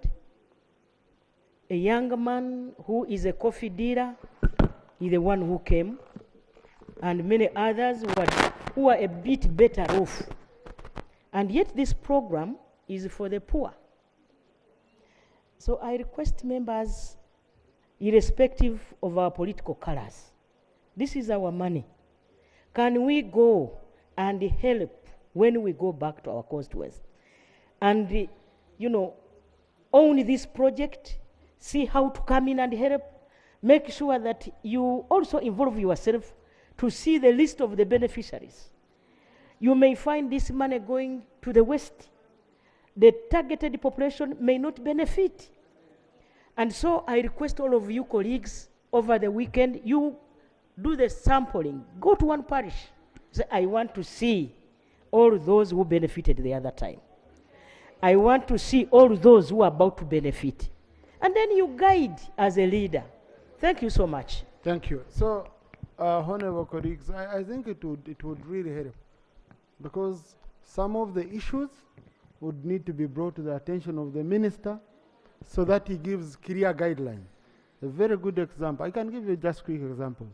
Number one, parish chiefs steal money from one parish, and then you transfer them to another parish to continue with the stealing. And yet they even confess and accept they were extorting money from people. You transfer to another parish. Number two, PDC loan committees. These loan committees, the feedback I got from people, they are saying, let them operate for only 1 year. Because loan committees, I apply, you don't give me someone who applies tomorrow, me who has been waiting for a year, you see him getting money. Because they went and negotiated. And what is happening right now, Prime Minister? People confessed they are paying 200,000, 300,000, and they are told, this is government money, you don't need to pay it back, so let's share. And someone takes it, and they say, but I'm the one who will come demanding on behalf of government, and I'm the one who has shared with you. So you're just going to be comfortable. So the issues are many. They are so deep. Honourable Minister, when do you think you would be ready with a statement? Honourable Prime Minister has guided members. Then we could have even a full day debate on parish development model with the aim of improving it. Right Honourable Speaker, I really wanted to thank the Member of Parliament of Bukoma Simbi. She rang and gave us a tip that there are people who are being told to pay 50,000 for insurance, and then 100,000 for brokers or commission agents, and then 10,000 for something. Today I've sent a team, and I want to assure you and to assure the country, the PDM beneficiaries are not supposed to pay any charge. The PDCs, the parish development committees, are given 1 million shillings per year. We are paying this money quarterly, 250,000. The parish circle leaders are paid 500,000 shillings for the administrative costs. This insurance scheme is not yet approved by the government. So, colleagues, this is where the Prime Minister said, this is our program. Let's not allow our people to be cheated. So I can confirm, right, Honorable? But Honorable Minister, yeah, money for PDCs for third quarter, your coordination office issued a directive that money be used for audit. Yes, my district commercial officer brought it out for audit. All of it was taken for audit. The PDCs are crying on the ground, and they don't have anything coming from the center. What are you auditing? Right, Honorable Speaker, I'm aware of this, and we discussed this in the National Policy Coordinating Committee, chaired by the Prime Minister. This was done by officers of the Ministry of Trade, Industry and Cooperatives, saying they have a mandate to audit. But that was not acceptable because we have auditors at the district. But, Speaker, I will give a report. The Cabinet has directed me to give a report in 2 weeks. And immediately then, I will submit the report to Parliament. I thank you very much. So honorable colleagues, we can wait 2 weeks. It gives us time to get feedback from our people. Let's inquire from our people, we get feedback. And then once the minister brings an information statement here, I will gazette the whole session to be on parish model, because we are putting a lot of money, okay? And the Myoga, parish model and the Myoga. So right now, Prime Minister, the Minister for Finance should also prepare so that we handle parish development model and the Myoga. Yes, Honorable Adiomu, Honorable Manjeri, Honorable Mari. Thank you, Right Honorable Speaker. Right Honorable Speaker, I want to take this opportunity to thank you for the parental care you accorded to Lubanyi Secondary School when they came here today, because they had refused them the access. But being that you were a parent and you were once a student, you allowed them to come in. So thank you for that. Right Honorable Prime Minister, during the State of the Nation address by His Excellency, one of the industries that His Excellency praised was the sugar industry. And he gave us even the figures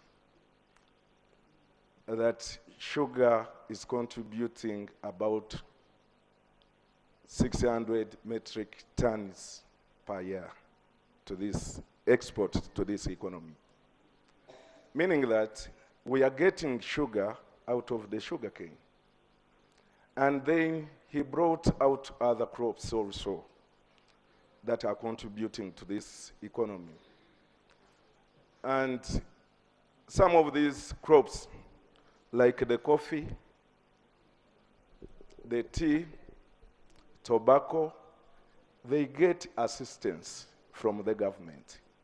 When will the sugarcane outgrowers or farmers also benefit or get assistance from the government? Right Honourable Prime Minister.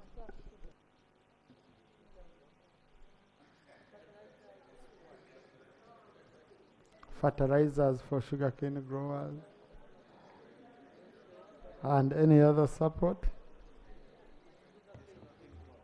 Right Honourable Speaker and Honourable colleagues, I've had like 6 to 7 meetings with the sugarcane growers. And this time around, we were talking about establishment of factories in Busoga sub-region. And the government, through UDC, is supporting this cause. Is that what you wanted? Or you wanted the government to, like we are supporting, we have supported the other farmers under NADS? Because now, I don't think, because the money we are going to inject in the factories is quite huge. And to me, this is a big support by government. So government is supporting the sugarcane growers. Recently, Right Honorable Speaker and colleagues, when the prices for sugar went down, government provided the money to support you people to take the sugar canes to northern Uganda. And that was done. So for me, I feel government, the NRM government has done a lot for that region.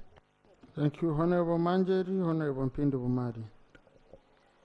Thank you so much, Right Honorable Speaker. Right Honorable Speaker, recently, the traders in Kampala initiated a strike in response to IFRIS, in response to the enforcement of IFRIS by Uganda Revenue Authority. Right Honorable Speaker, due to the design and many challenges with the system, this system has faced a lot of resistance from the business community, particularly small and medium-sized enterprises. Right Honorable Speaker, in May, the President met the traders at Kororo Independence Grounds, and it was resolved that let the penalties be suspended to those who were non-compliant. Right Honorable Speaker, they further resolved that another meeting was supposed to be held with the traders. However, the President has continued to postpone, hide, and dodge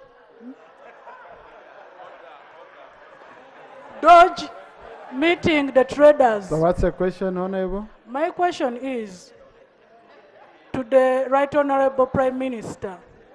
When is government giving a conclusive decision on matters concerning the traders in this country? Thank you so much. Can the President hide from his people, Right Honorable?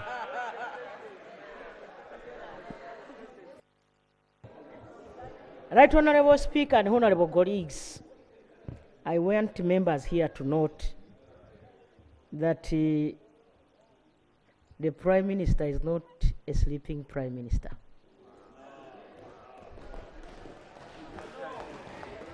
And the President cannot hide from his people. Let me give you the update. Today at 10, the President directed that I meet the Ministries of Finance, Planning and Economic Development, the Ministry of Trade, and the ministers came. We had, you will even see it on TV, the Minister of Internal Affairs, and the traders. I had Kasita, I had that man called Isa, I had Sekito. Is he Isa? That one. He was in my meeting. You will see him on TV. Yes, let me give you the update. Please, Honorable colleagues, let's listen to the Prime Minister. She releases us to watch TV.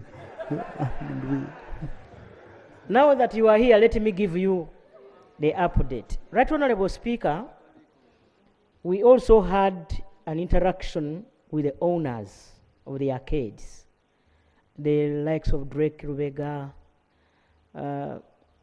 They were like 20.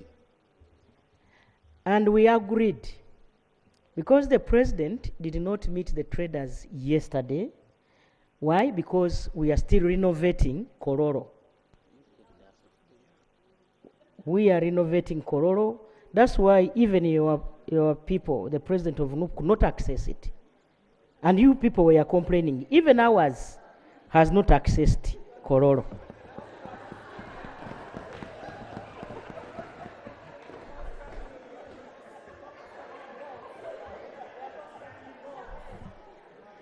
Right Honorable Speaker, this is the update.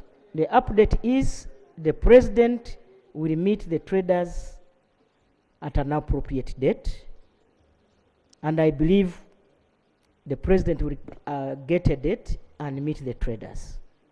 Secondly, we also agreed that let the shops be open starting from tomorrow. We also agreed, yes, these are the updates. We also agreed that there are people who are known as kifes who have been scaring traders from accessing their shops, and that those should be dealt with by police. I beg to submit. Honorable Mari. Thank you, Right Honorable Speaker. Right Honorable Prime Minister, a person with disability constitutes 12.4% of the Uganda population. However, this information is not captured in the NIRA database. Now that NIRA is going into a process of giving out new national IDs, can you assure us, person with disability, that data for person with disability is going to be captured by NIRA, and on the new national identity card, a category of disability is put? Right Honourable Prime Minister.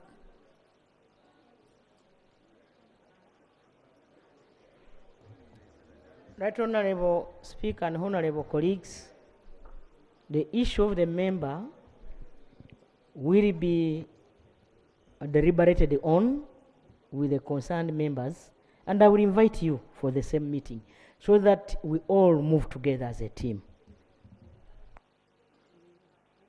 Thank you. Honourable Komakech, Honourable Dr. Tara, Honourable Nachimuri, Honourable Feta, Honourable Kwizera. Thank you so much, Right Honourable Speaker. Right Honourable Speaker, Right Honourable Speaker, I want to thank you for the time you have given us to address the problems in our constituency. But in the same vein, Right Honourable Speaker, allow me bring the gratitude from Padé District to the Right Honourable Prime Minister. Ever since the NRM government came into power, we have only had one Prime Minister who has taken enough time to come to Padé, socialize with the locals, and amend the NRM power. Thank you so much, Right Honourable Minister, for coming to Padé.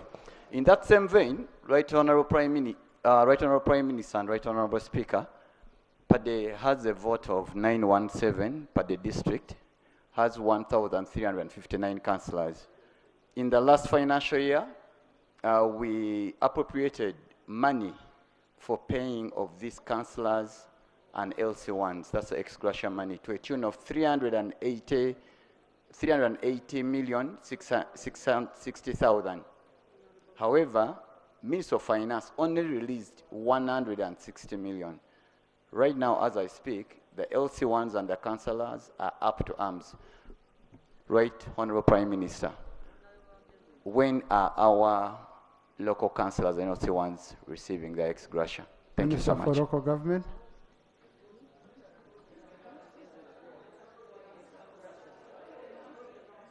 And this is across the country. Right Honourable Speaker, last year we brought a request and Parliament gave us a supplementary budget to pay the councillors allowances, honoraria, and ex gratia. We did request, the cows gave us a full update of the requirement per district. Unfortunately, this matter keeps on going on in terms of inadequate release of money to pay the councillors. I request, Right Honourable Speaker, you allow our sectors, finance and local government, to handle this under the chairmanship of the Prime Minister. It's not just a matter for one district, it is cross-cutting. And colleagues, we cannot sit in Parliament when a chairperson who is getting 10,000 per month is not paid. Councillor LOC3 is paid 35,000 shillings. It is not paid. LOC3 chairperson is paid 380,000, and it's not paid. And worse still, the chairman of an entire district, only 1.7 million, and then they have to say we are not paid. So I request, because of the magnitude of this challenge, we've tried as a sector, we've held consultations, but I think we need the big input of the Right Honourable Prime Minister. She has promised she will do so. Thank you. Thank you very much. Thank you. Dr. Tara? Thank you. Thank you, Right Honourable Speaker, for the opportunity. Right Honourable Speaker, the question that I would like to ask the Right Honourable Prime Minister is that at the time of independence, there were 11 sub-regions of this country, Right Honourable Prime Minister. Can we, Right Honour, we need your Right attention. Honourable, I'm this side. This side. I am here, Right I Honourable. think you bring him to the front bench to make And, it easier. Dr. Tara? Yes, thank you. Right Honourable Prime Minister, I was just making my case that at the time of independence, there were 11 sub-regions of this country, and I must thank our mighty NRM government for taking services closer to the people, including the creation of cities at each of those sub-regions, and also regional referral hospitals to take specialists closer to the people. Now, the last one is Bukedi sub-region, and my direct question to you, Right Honourable Prime Minister, is when is Bukedi getting its city at Tororo? Thank you. And a regional referral hospital at Tororo? I thank you. Honourable Minister for Local Government, the Prime Minister has requested you take on that. Right Honourable Speaker, this week I got a copy of a letter by the cultural leader of the region, writing to His Excellency the President, and he gave me a copy, in which he says the people of Tororo have never requested for a city. It was clear, he said, we want another district, not a city. So unless and until we get a request in writing from the district council, having consulted the lower local governments and the cultural institutions, for now I don't see the issue of Tororo city. Thank you. Thank you very much. Karangara, Honourable Nachimule.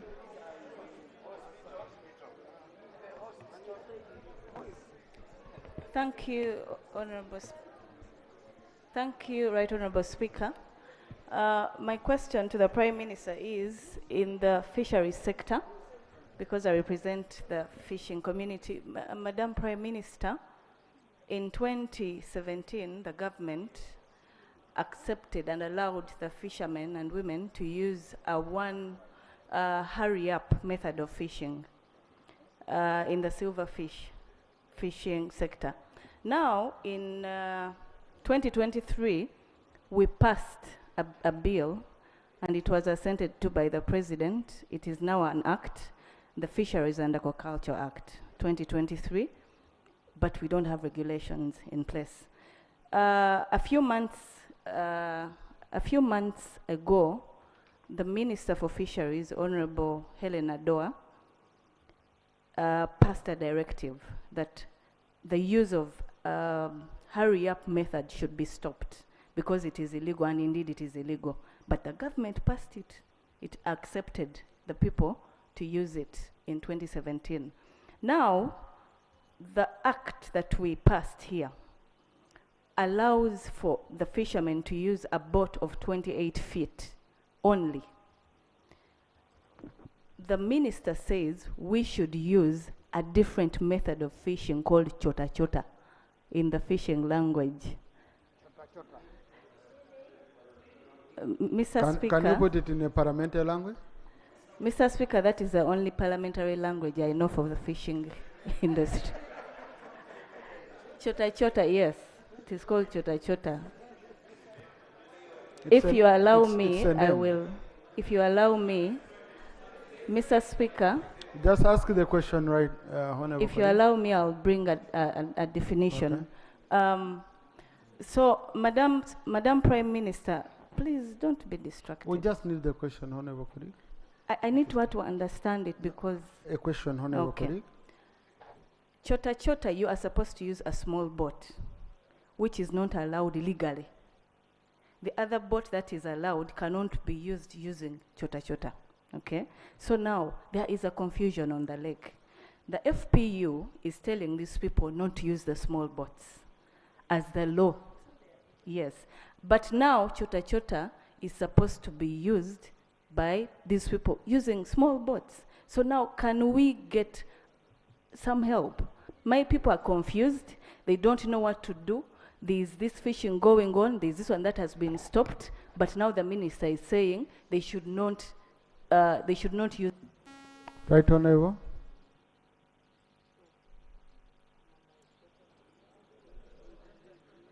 We go chota chota, we go the method, we go which one? We go hurry up, we go chota chota.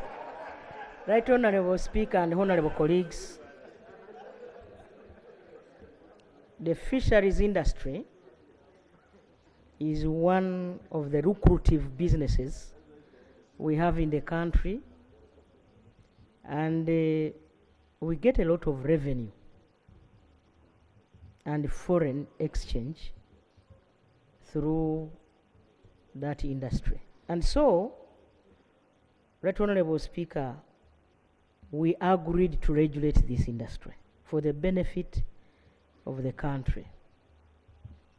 While Cabinet was in Chankwanzi, we discussed this matter extensively.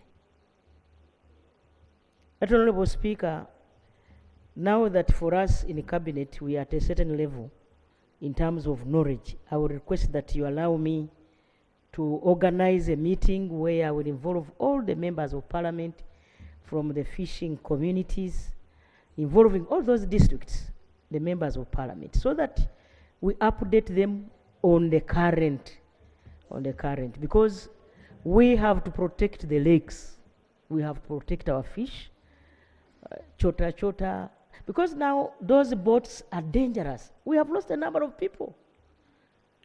They have killed many people and they are not accepted. They're illegal. I doubt whether the minister can really allow that. I will ask the minister to also come here and talk about the chota chota and hurry up. I think the option you had given, right, Honorable. Yes, no, the minister should come here and talk and answer that question, because if she's the one who made the statement, let her come and retrieve it. No, the statement Then was never made the other here. meeting, I promise I will invite you so that we move together as a team. Yeah. Right, Honorable, we get many issues to do with that sector. I request you first meet the MPs from the area. I will meet from them the next fishing week. communities. Yes, Next very good. week. Very good. That will be really good. Honorable Feta, then Honorable Kwizera, then Honorable Nyanzi. We are concluding with those ones. Thank you very much, Right Honorable Speaker. Right Honorable Prime Minister, the government is undertaking a rehabilitation of Alui Nyaravuru Nebi Road, and the work is taking shape. It is very impressive. However, the Nebi Madiokolo Arua stretch, 93 kilometers, has developed life-threatening potholes and gullies. My questions are, what is the government plan for this road? 2, will it be right, Honorable Prime Minister, for you to take time to inspect this road so that you appreciate what we are talking about? Because the gullies are really life-threatening. Right, Honorable Prime Minister.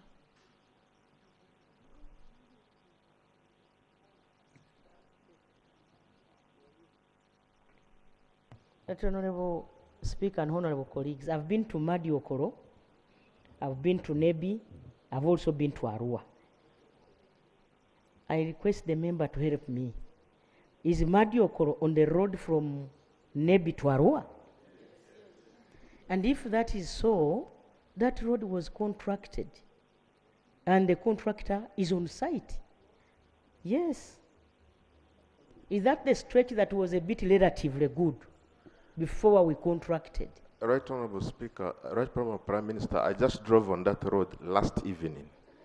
The stretch from Marua to Madiokolo to Nebi does not have a contractor, and the potholes are really life-threatening. That Honorable Speaker, then I will cause a meeting with the Minister of Works and the agents of UNRWA to see how best we can work on those potholes and maintain that road to a more tolerable standard. Thank you, Honorable Kwizera. Honorable Nyanzi. Thank you, Right Honorable Speaker. Madam Prime Minister, my concern is increasing cases of impersonation in land transactions, and I will just use my example to illustrate that. I own a small piece of land, and the fraudster had a fake national ID bearing his photograph, but with my names and my name. So this is the ID that he was presenting to a prospective buyer. I proceeded to a registrar, and I was told that the search certificate generated by the system does not give enough information, because I have a copy of a search certificate from lands. And you find somewhere down, there is almost a disclaimer that it is up to you to certify that this land is a property of the person and not somebody else with the names. So I wanted to ask Right Honorable Prime Minister, isn't it possible to modify the system in lands so that a search letter comes with a photograph of the registered proprietor? Because why should a prospective buyer be at risk? The Ministry of Lands has all the information about the registered proprietor. How is that to save suspective buyers from these fraudsters? Especially for individuals, like companies and all that.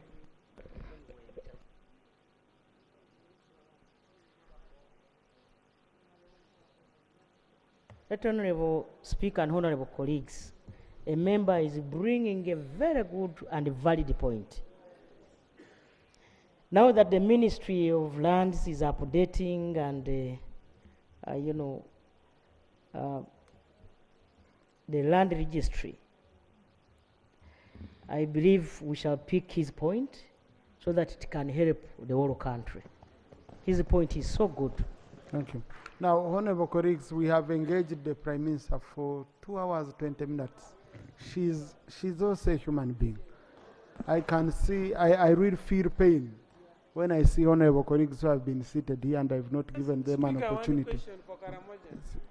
I see when I look at colleagues who have been seated here for over 2 hours and I've not given them an opportunity. I really feel it. But again, she's a human being. Yeah? She's a human being. So it would be really sad if I don't give her space. And so, Lop, next week I'll also push for a little bit longer. Yeah. Otherwise, I should be using 1 hour, but you can see. Thank you, Honorable Speaker. 2 quick issues for follow-up. We discussed a bit the question of projects. And the Prime Minister was encouraging members to cajole their constituents to avail land for some of these projects where there's no money for compensation. I don't know how we'll get to deal with that situation and how these contracts are processed by government. So you have one, there's no compensation. There's another where there's compensation. Resultantly, what will happen, these colleagues here are going to be blamed by their voters of having eaten their money. We need to balance these things up. We want the projects to happen and as much as possible where people can avail their land. But when there is this project, no compensation, then another project comes, there's compensation, people will say, but you came here and encouraged us to give where is our money? We need to process it properly and to make sure it is understandable. Finally, Right Honourable Speaker, colleagues have raised issues of drones that pick up people with gun-wielding men that are in plain clothes. The Prime Minister says she's going to investigate and come back to the House. Those were her words. Can I suggest that we have a proper statement from government and perhaps the Ministry of Internal Affairs on these drones, as opposed to, because it's good you're going to investigate, Right Honourable Prime Minister. Can we have something a bit more comprehensive? Because what's going to happen, Right Honourable Speaker, people are going to begin defending themselves. If a drone comes at you with gun-wielding men who are in plain clothes, you might assume they are robbers. And so you'll use self-defense, fight it off. Will you then be charged for assaulting officers on duty? I want to give an example. 3 years ago, in Chebando, a drone was banned by the area residents in Chebando because it had similar people. So people, raided it, the men ran off, and the locals banned this drone because they were defending themselves. I don't think we should be pushing citizens to that extent. There is a mode of arrest that is stipulated in the law. I don't know why we don't follow it. So I want to suggest, Right Honourable Speaker, that the investigation that the Prime Minister is going to conduct should culminate into a statement from the ministry. Is that another mode of arrest that we should know? And then maybe amend the law. Because it's happening too much. It's happening to opposition. It's happening to NRM. It's happening all over, and it's not right. Because people will begin to fight it off. If I am raided and I have capacity to defend myself, you hear what the Prime Minister is saying, they will kill them. So is that what we want? Because if you are not introducing yourself that you're a police officer or security or whatever, you have come, you're holding a gun, you're in plain clothes. There's lots of robberies happening in the city. I'll assume you're robbers. I'll defend myself. So if you say, as somebody is defending themselves, then they'll be killed. Is that what we want? Right, because the Prime Minister is rebutting. Now she's saying they have to be careful. Now, How? Honorable Senyonyi, the Prime Minister is very cautious. She's not on record. It's you picking rumors from the corridors of Parliament and putting them on record. She's not noted anywhere. Thank you for your guidance. So she's out of order. but on a very serious note, Right Honourable Speaker, I think it would be good for a statement. Good enough you're going to conduct an investigation. Can we have a proper statement so that we know? Thank you. Yeah, thank you, Honourable colleagues. And also these are matters which the sector committees can follow upon, because they need more attention. Statement after statement here is, we have a committee on human rights, we have a committee on defense and internal affairs. So, Right Honourable Prime Minister, do your work, and then we see how best we can follow up on that matter. Honourable colleagues, the Leader of Opposition presented a comprehensive statement, and the two are going to be debated together. State of the Nation and the motion, which was brought by our honourable colleagues, led by Honourable, just wait, Honourable Magezi, I will allow you. I think it will be very important for us to read through the alternative statement from the Leader of Opposition, and then on Tuesday, we debate from an informed point of view from both statements, since we are considering all of them. Honourable Magezi, you had point of procedure? Thank you, Right Honourable Speaker. I've a small point of procedure, yet critical in terms of what we record on the Hansard. My dear brother and friend, the Honourable Lope, while making his statement, and I want to believe it was a mere slip of tongue, in his conclusion, he read some statements which I did not agree with, and I think he saw me shaking my head. And he said, I can see Magezi is mad. Yes, that's what I heard. I want to confirm that I'm fully in charge of my faculties. And I really want to believe that not agreeing with you must have triggered that, just as a slip of tongue. I don't think the Leader of Opposition wanted to say that Magezi was mad. And that it is recorded like that in the Hansard. And for me, I'm normal, straightforward. But of course, I did disagree a little bit. That's why you saw me shaking the head. When you said, when the country is sinking, we cannot all just become spectators to cheerleaders, those who are steering our country to complete destruction. I thought that was going to the extreme, and therefore, it's not a question of being mad. So at that time you behaved like a mad person? No, at that time I behaved like somebody who did not agree. Okay. So I thought you would confirm and say that should be corrected in the Hansard. Sure. I thank you. Honorable Senyon.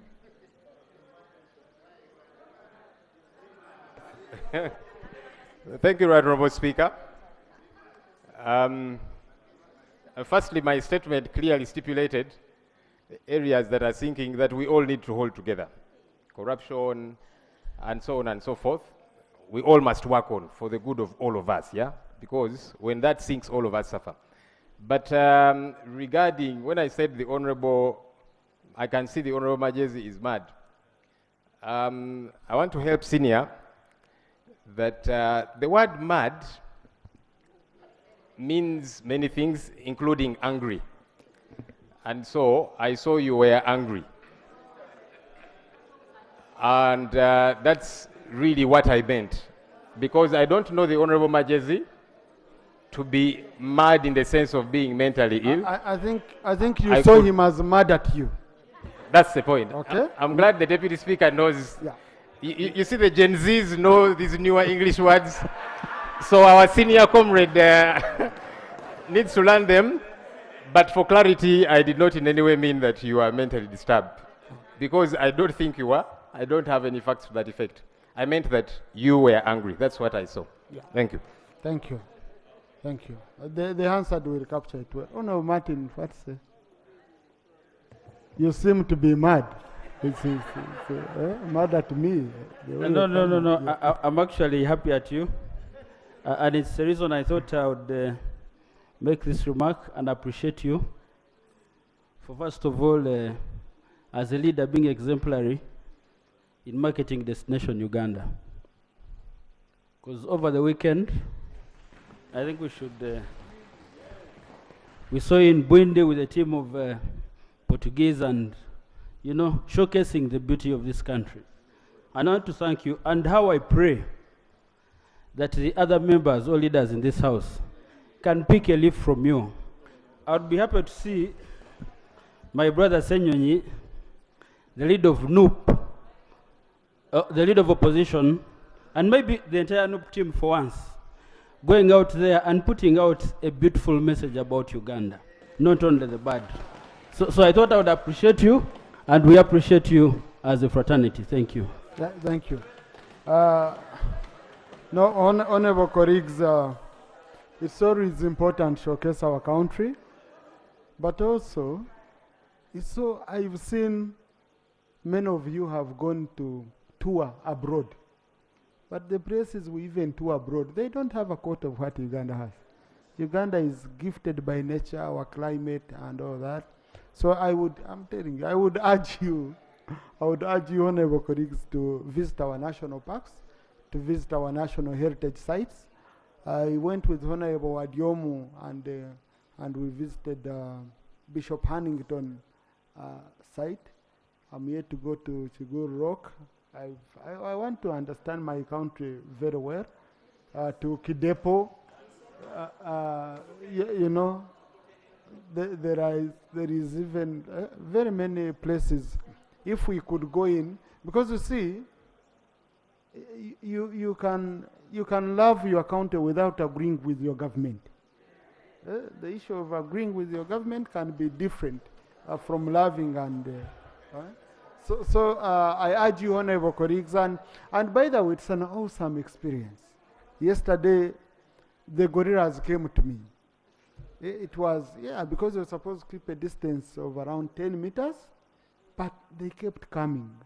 Maybe they thought I was going to hold a parliamentary session, and they wanted to catch my eye. But it was so beautiful. It was a very beautiful experience.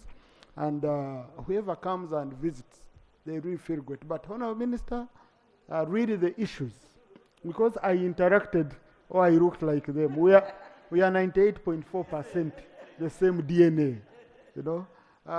The issues, I had a time right on a Prime Minister with the tourists, are becoming sharing a few issues, which they all talked about, and we are saying, if we could do ABCD, yes, if we could do ABCD, especially on telecom network, because these people want, the moment they take a picture, they share instantly. So do we have network in the national parks before the excitement goes away? Yeah? Then the roads,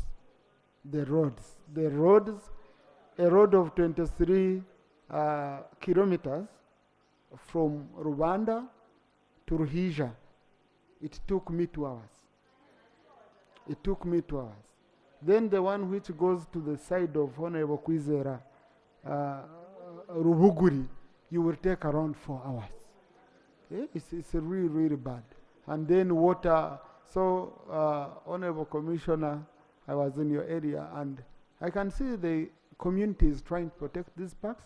But when you look at the money we are getting, because we charge these people $800 for a permit to come and watch gorillas for 1 hour. But then the road, and so many of them are like, no, I take a wrong journey from Entebbe, then I add on a very bad road. But I know, right on our Prime Minister, as a cabinet, you have focused on tourism roads, and we shall support you seriously on it. House adjourned to Tuesday at 2 p.m.